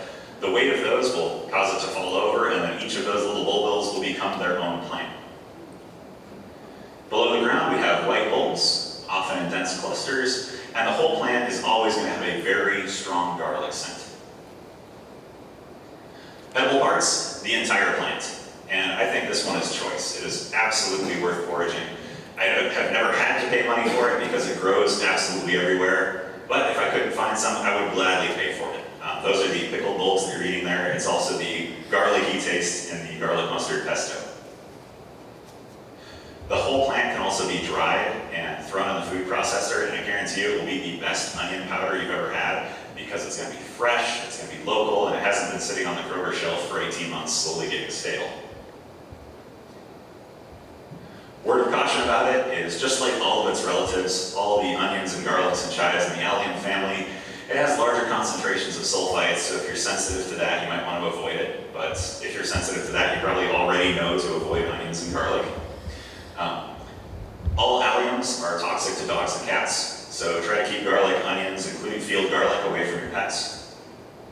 And we do have one toxic lookalike, but again, this one would be kind of hard to mistake. Star of Bethlehem has these great big 6-petaled flowers. It has U-shaped leaves that aren't hollow.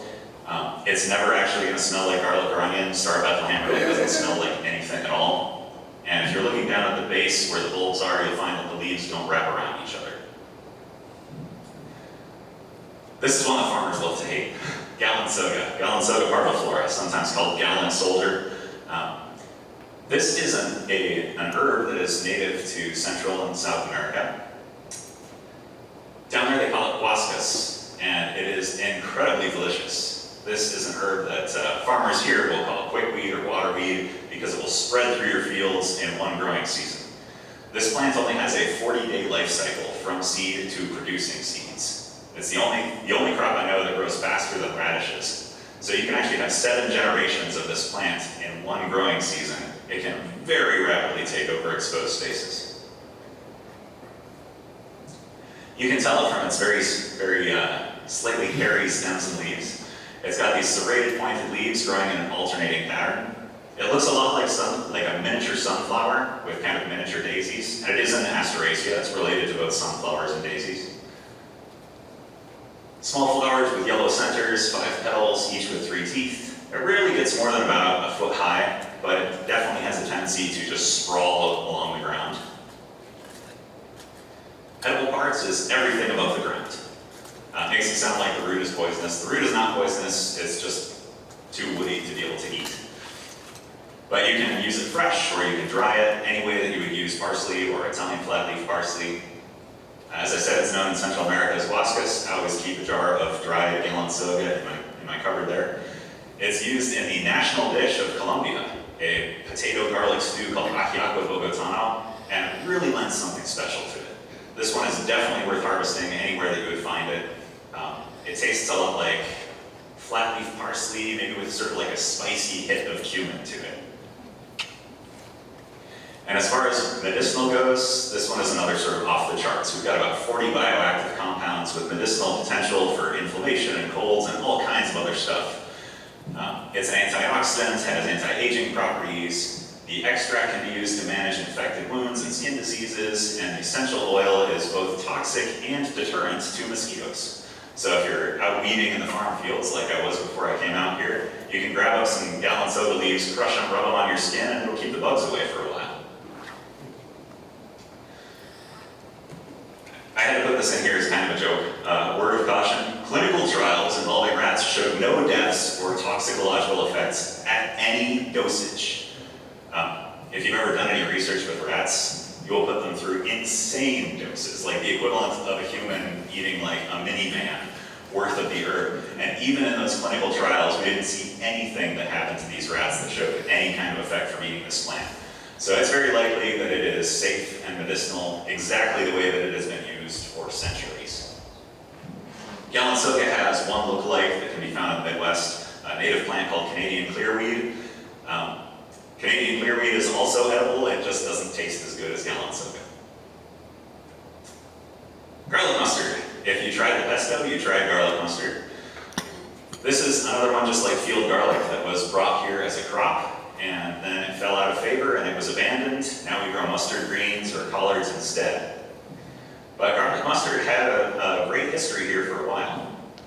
You can identify it by the way it sprouts in early spring. This is one of its competitive edges, is it gets big photosynthesizing leaves up above the ground before the frost is even abated, and often has the ability to crowd out other plants because of that. In its first year, it's going to form these low rosettes of scalloped, kidney-shaped leaves with very long petioles or leaf stems. In its second year, it's going to put up a single flower stalk. The upper leaves become a little bit more triangular and pointed. It's going to have white cross-shaped flowers with 4 petals, and eventually when those get pollinated, they'll develop into these elongated seed pods. And this one is pretty easy to identify by just crushing up the leaves and smelling. Just like the name implies, they smell like garlic and mustard. Edible parts, the entire plant. Every part of this plant is edible and useful. Young leaves are great for making pesto, like I did. The older leaves can be stewed or simmered like you would collard greens. The roots and seed pods have a very strong horseradish flavor, and you can use them exactly in place of horseradish. It's high in vitamins A, C, and E. It's got zinc and calcium, iron, omega-3 fatty acids, and fiber. Like, a lot of our crops are actually kind of disappointing when compared to the invasive weeds in the area. Invasives often have more nutritional value, and this is one of those. Possibly medicinal. There's a lot of anecdotal or traditional uses for this one, but I wasn't really able to find any peer-reviewed journal articles showing any special medicinal qualities on this one. That doesn't mean it's not medicinal, it just means that it's currently poorly studied.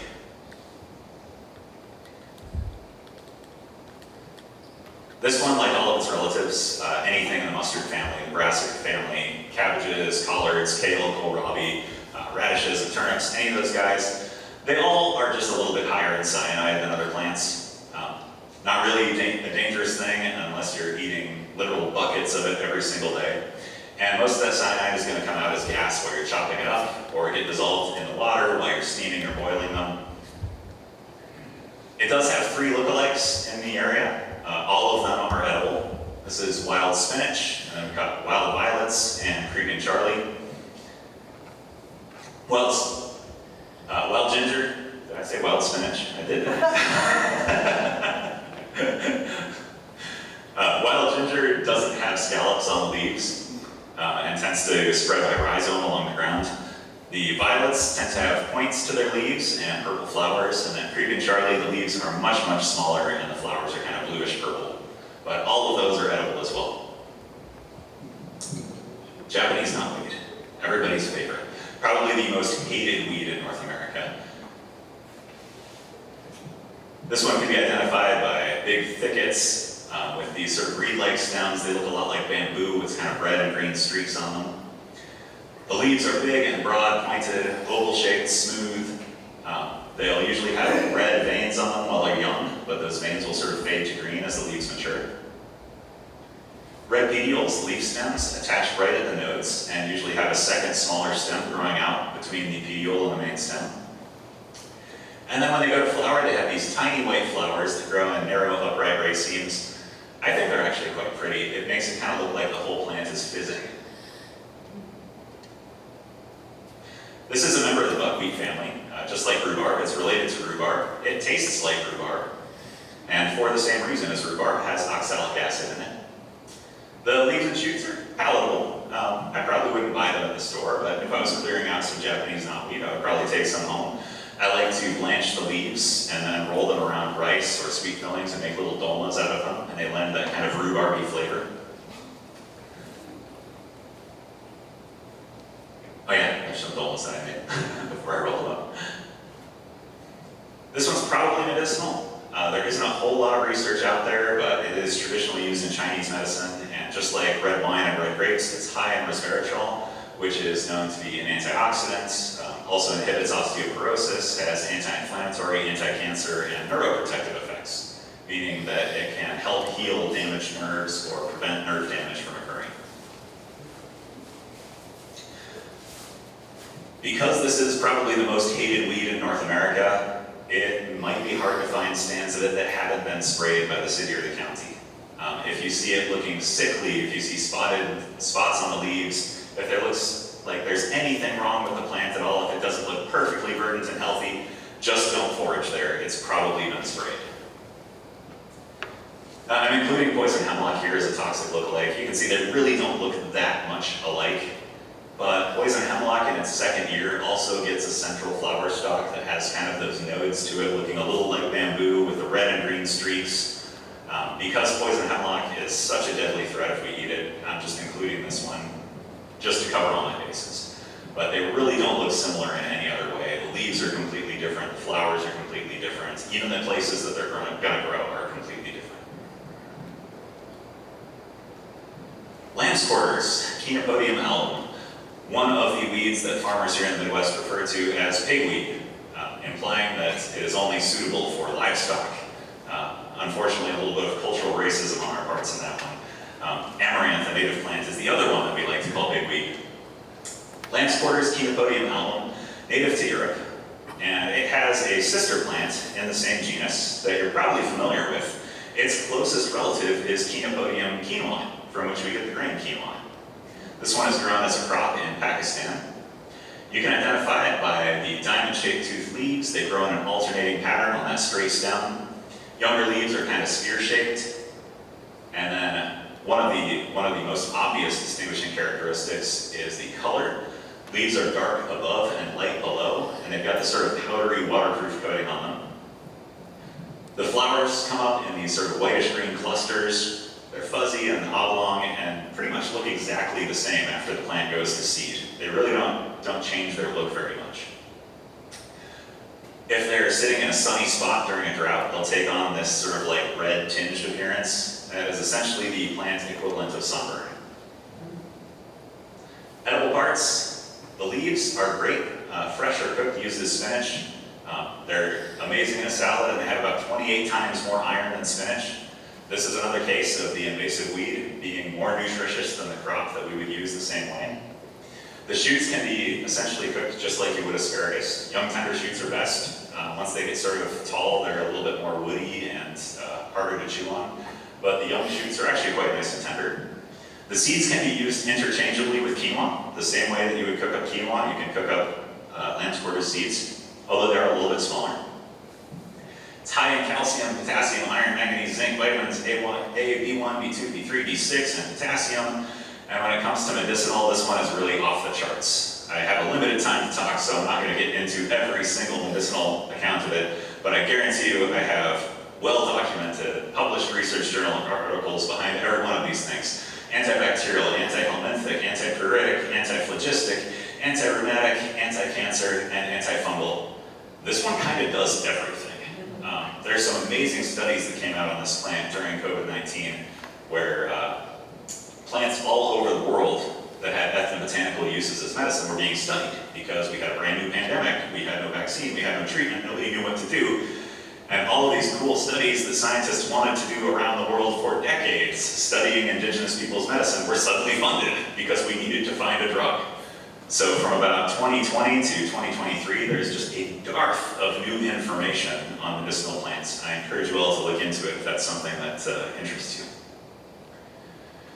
Things to know about lamb's quarters, like spinach, it contains oxalic acid and about the same amount.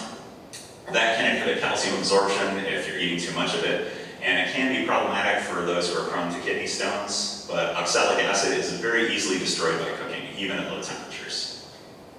If any of you are prone to kidney stones, your doctor probably already told you, cook spinach, don't eat it fresh. Kind of the same deal. Oxalic acid is very common in plants. Like chickweed, lamb's quarters has a small amount of saponins, those sort of soapy-like chemicals, but they're mostly in the roots and in small quantities in the leaves, stems, and seeds. So again, you'd have to eat pretty huge amounts of this plant to actually suffer any effects from those saponins. We do have some native nightshades, members of the tomato and potato and ground cherry family that can look like it, can have some similarities in the leaves at certain growth stages, but all of them have a more sprawling pattern. They don't have that single upright stem. And as long as you are looking at the flowers as well, you'll find that all of them have large 5-petaled yellow or purple or yellow and purple flowers. So a pretty easy way to distinguish any of the nightshades from lamb's quarters. Plantain, Plantago, and I put species here because we actually have 3 species in Ohio. two of which are from Europe, and one of which is native. And I have examples of all three down here if you want to check them out. Plantago major and Plantago lanceolata are the invasive ones, broadleaf and narrowleaf plantain respectively. Indigenous people refer to them as white man's footprint because they showed up pretty much everywhere we did. You can identify them by their 5 to 7 parallel veins on waxy and smooth margined leaves. The leaves grow in rosettes, and P. major and P. regeli, the invasive from Europe and the native, have round leaves. They also have long flower spires on short stems, and the flowers are white and often become purple tipped as they grow. Then the native one you can tell from, that is to say black seed plantain, you can tell from broadleaf plantain because those petioles will turn red. That can happen in the invasive broadleaf plantain, but it's actually quite rare. If you see that purple color on the petioles, that's probably the native one, so maybe leave it alone. Narrowleaf plantain has elongated pointed leaves and short flower spires on the stems, and in this case the flowers are going to be white. Edible parts, the leaves, I would call these ones kind of on the lower end of palatable. If they're really young and fresh, they're okay, raw, but I would think of these kind of like collards. They really need to be like cooked or steamed for a while to get some of those longer, sort of tougher plant fibers to break down. But there's a great way to use them that takes care of that for you, and that's essentially cooking them as kale chips. Just tossing those leaves with a little bit of olive oil, some salt and pepper, baking them at 325 for about 15 minutes, and they will be, well, they'll just become a snack food. An excellent medium for getting oil and salt into our bodies. The seeds can be dried and ground into flour, and then that ground flour and seeds can be used as a vegan egg substitute. It's great for baking. I did try making some crackers out of these ground flours, and I can say that in the literature you'll find a lot of references to some laxative effects. And after eating, that's right, yeah, medicinal is made from its relative, yeah, Plantago psyllium. Well, after eating a small bite of one of these crackers, because I'm a responsible forager and always eat a small amount first, I waited about 3 hours, 3 terrible hours, and then went back and relabeled the bag of crackers as medicine and put them in a medicine cabinet. The leaves can actually have the opposite effect. The leaves can be an anti-diuretic medicine, but the seeds, I would just avoid them unless you're stopped up. The leaves are high in calcium, beta-carotene, vitamins C, A, and K. And I like to point out that this one has been used as medicine for a very long time. It's actually mentioned in the first act of Romeo and Juliet. Romeo and his friend Benvolio are walking along, and Romeo is kind of having a little meltdown about just being dumped by Roxanne. His heart is broken, he'll never recover. He's 15 years old, and this is the worst thing that has ever happened to anyone ever. And Benvolio says, buddy, just meet another girl. You'll be fine. And Romeo says, your plantain leaf is excellent for that. And what he means is, I'm in real pain, Benvolio. Don't tell me to put a Band-Aid on it. Because plantain leaf was the Band-Aid of the ancient world. The extract is great for ulcers, reduced ulcer formations in rats. It's found to be effective I'm just going to run through these again because I only have about 10 minutes left. This one is insanely medicinal, like so many of the others. Dang it.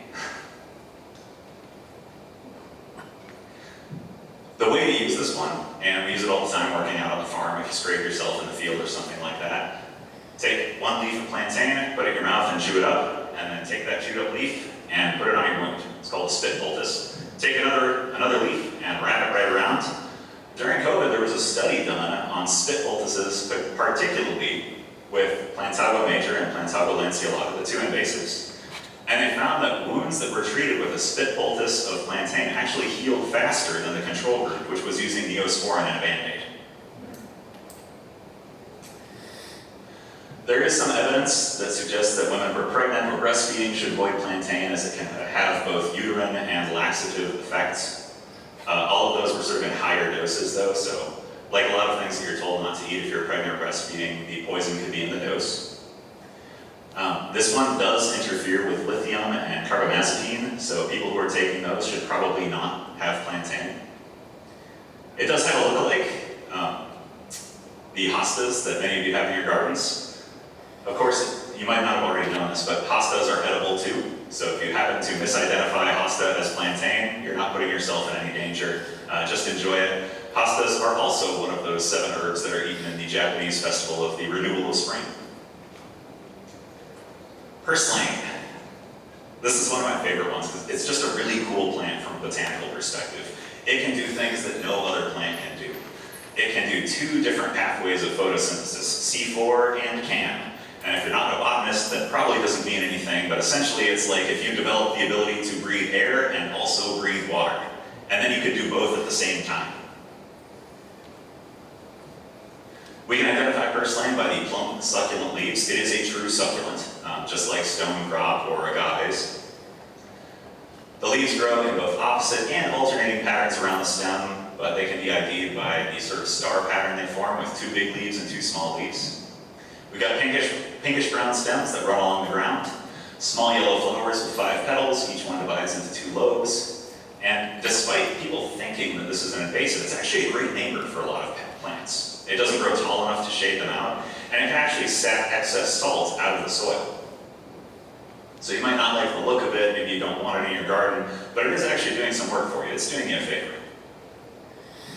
Edible parts, the whole thing. This is my favorite one for making tacos, because no matter how hot you get plantain, it stays crunchy.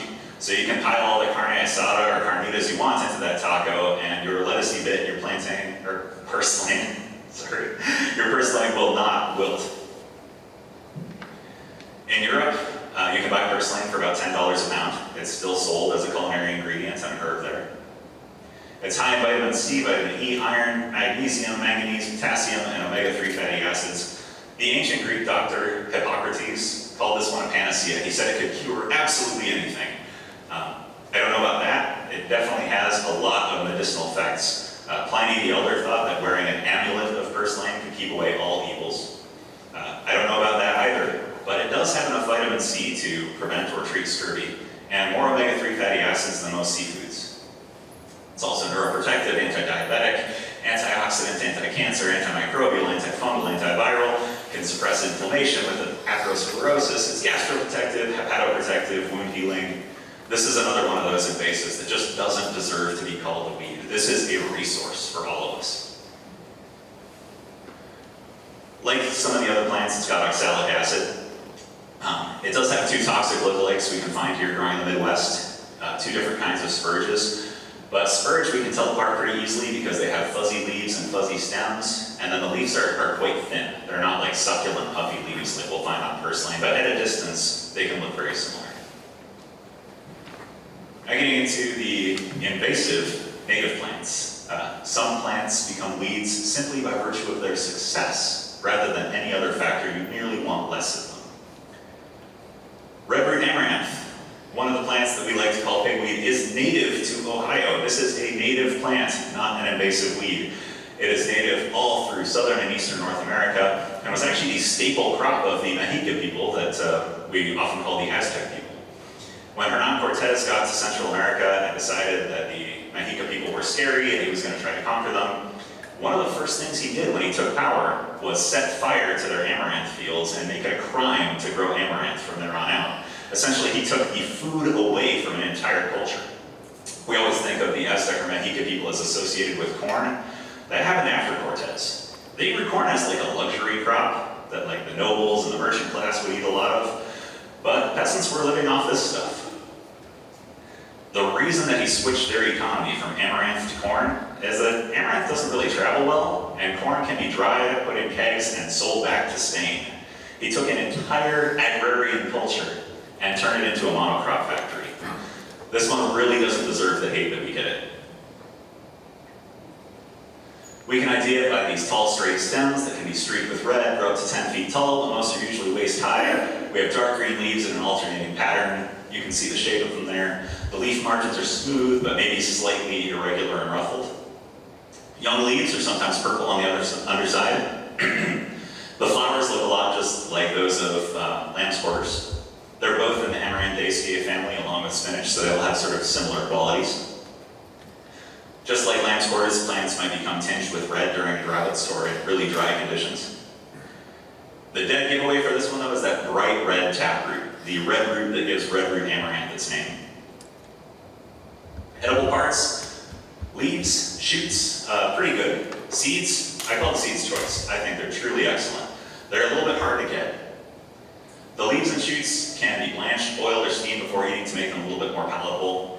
Like spinach and lamb's quarters, they're also high in oxalic acid, and that oxalic acid is destroyed by cooking.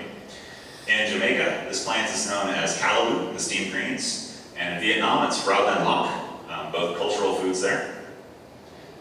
The seeds are complete protein. They contain all 9 amino acids, just like meat. So if you're going to go completely vegan, you can get all the amino acids you need from the seeds of this native plant. You can get them from threshing and then winnowing. If anybody wants to learn how to do that, we'll teach you. And then the seeds can be popped just like popcorn. The Mexican people invented the world's first candy bar by popping those seeds and then mixing it with sugar and honey. It's still sold in Mexico today as alegría, which is Spanish for joy, and it is quite delicious. Raw amaranth leaves high in oxalic acid, as I mentioned. Amaranth is known to concentrate nitrates. The sad thing is this is a super easy one to find around industrial farms, but you probably don't want to harvest it where places are using a lot of synthetic fertilizers because they will concentrate those nitrates. But if you find this growing in your garden or at an organic farm, feel free to harvest all you want. Farmers will probably thank you. Most amaranth species look alike, but all amaranth species are edible to us. Here's one that people love to put in their gardens. Love lies bleeding. Amaranth looks just like lamb's quarters, but that's edible too.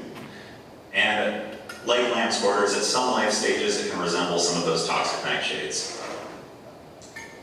Another one that people love to hate because it will take over your yard if you let it. Sunchokes, yes, are also native to Ohio. This is a native crop for about 8,000 years. Indigenous people have been growing them here.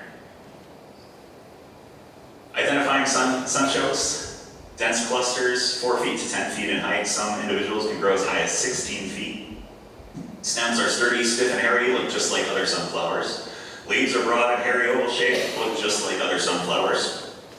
The lower leaves are arranged oppositely, as you can see in the picture here, and then become alternate as they approach the flower heads. The flower heads are big and have multiple yellow flowers that look just kind of like bright yellow daisies, 10 to 20 petals arranged around the yellow center. And they're some of the latest blooming flowers in the entire Midwest ecosystem. They'll bloom all the way past the first frost in October. That means they're supporting those native pollinators that we want to bring back to the area. They're helping them prepare and survive the winter. This is definitely a plant that we want to have around if we want to have healthy native ecosystems. The tubers are pale tan to dark brown, irregular in shape, look a lot like ginger. Edible parts, the leaves can be boiled. They taste a lot like yellow summer squash. They're all right. But the tubers, raw or cooked, I would call them choice. They taste just like artichoke hearts.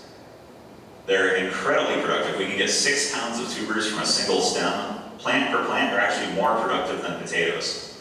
And the way that they store their energy is in a compound called inulin instead of starch. It does not spike your blood sugar. It takes many, many hours to slowly break down in our systems. So for those that have to watch out for the glycemic index, if you're diabetic or hyperglycemic or hypoglycemic, this is a great resource to have. It's high in vitamins A, C, and E, dietary fibers, antioxidants, iron, copper, potassium, and B-complex vitamins. It's got all kinds of good stuff going for it. Caution. Some people can experience contact dermatitis from the hairs of sunchoke stems or leaves. If you've ever worked with sunflowers and had that reaction, you might have the same reaction working with sunchokes as they are a sunflower. Sunchokes are known to concentrate heavy metals, so if there is known or suspected heavy metal contamination nearby, just don't forage there. If they're eaten raw or not fully cooked, the inulin in sunchokes can cause some gas and bloating in people who don't eat them regularly, but honestly this is more funny than it is harmful. Some people call them fartichokes for this reason. And I included Lewis and Clark and their guide Sacagaway in this one, because if you get into Lewis and Clark's journals, their whole crew, their 100-person party, spent like a month living on nothing but raw sunchokes. And there are hilarious accounts in their journals of them farting each other out of their tents at like 2 in the morning. But again, if you just cook them well or harvest them after that first frost, most of that inulin will have broken down and it's not going to have that same effect. Or if you just eat them regularly, your gut microbiome will sort of adapt to it. Kind of like if anybody remembers eating sushi or nori for the first time and getting really gassy afterwards, the long-chain polysaccharides in seaweed kind of have the same effect on the Western gut biome. But if you eat sushi or seaweed regularly, just like if you eat sunchokes regularly, your guts will adapt to that. Your gut biome will change a little bit, and you'll get to take advantage of this awesome food without farting yourselves out of your tents. Its lookalikes are common cultivated sunflowers and wild sunflowers, but they can be distinguished by their tubers, as other wild sunflowers don't really grow tubers, except for the pale leaf woodland sunflower, but that one is also edible, and is one of the 2 wild sunflowers that were hybridized by indigenous people to create sunchokes several thousand years ago. I want to thank the people that taught me to forage. Back west in Washington State, where I'm from, my friend Kenneth Stoner taught me everything I know about foraging wild greens and mushrooms. And when I moved here to Ohio 3.5 years ago, I had the help of Zach Piso and Ollie Flatt showing me around the Midwest ecosystem. I've also learned a lot from various online presenters and teachers. Here are some of my favorites. Sam Thayer in the top left, Alexis Nicole on the right, Alan Burgo, a James Beard Award-winning chef. If you want to go out and forage stuff and then cook a really impressive meal with it, you want to check out foragerchef.com. And then Jesse Akosbeck is a lot more of a rebel. If you want to learn some really interesting stuff about wild foods and medicines with really long, well put together, very detailed videos on the entire process of making something start to finish, he's your guy. I'm a former academic scientist, so here's my 4 pages of scientific journal article citations. Any questions?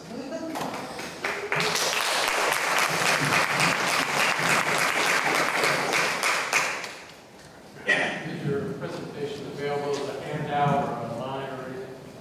Not yet, I just finished it a few days ago. But if you take one of my cards and email me, I will happily send it to you. Where I work at Mission Mary Cooperative, as I said, I'm the Education and Outreach Coordinator. And one of my stipulations on taking the job is that every piece of curriculum that I create, every piece of information on gardening, on foraging, all of it is submitted to the public domain. It belongs to everybody, not me, not Mission Mary. So if you email me, I will happily send you anything that I've created. Attach it to our website as well. Great.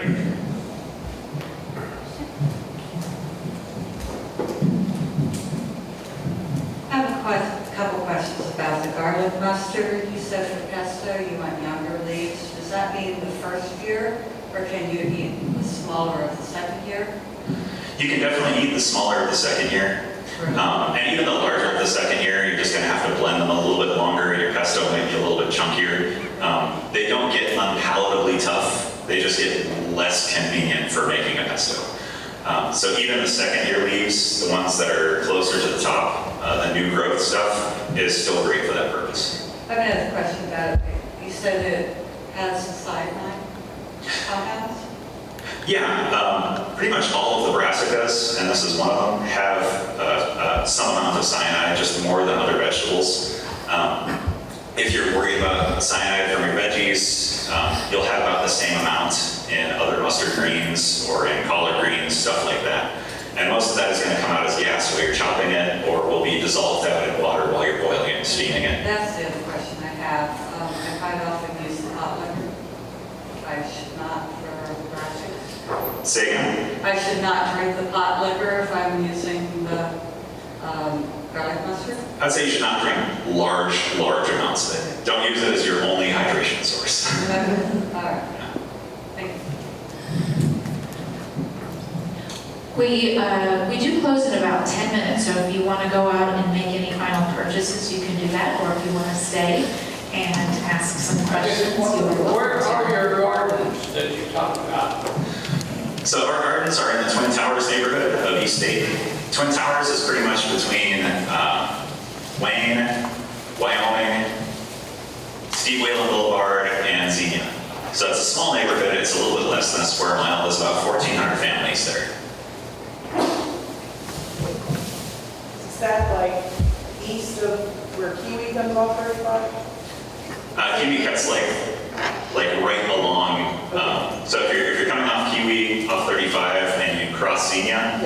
instead you take a left on Xenia, you're in Twin Towers. It's named for the twin steeples of St. Mary's Catholic Church, like the first big landmark you see as you come into Dayton from the east.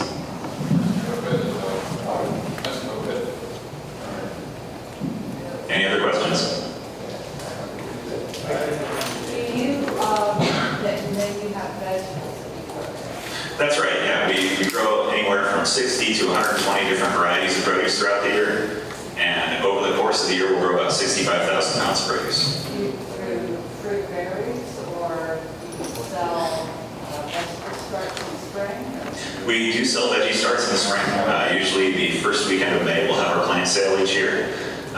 If you are part of our educational programming and the backyard garden program or community garden program, you get free seeds and seedlings as part of that. And I still have quite a backlog of seeds and seedlings on the farm right now. So anybody in this room, if you want to come by and say, hey, I was here for your presentation on invasive weeds, I will give you free seeds and seedlings. Just show up and please take them away so I have space to do other things.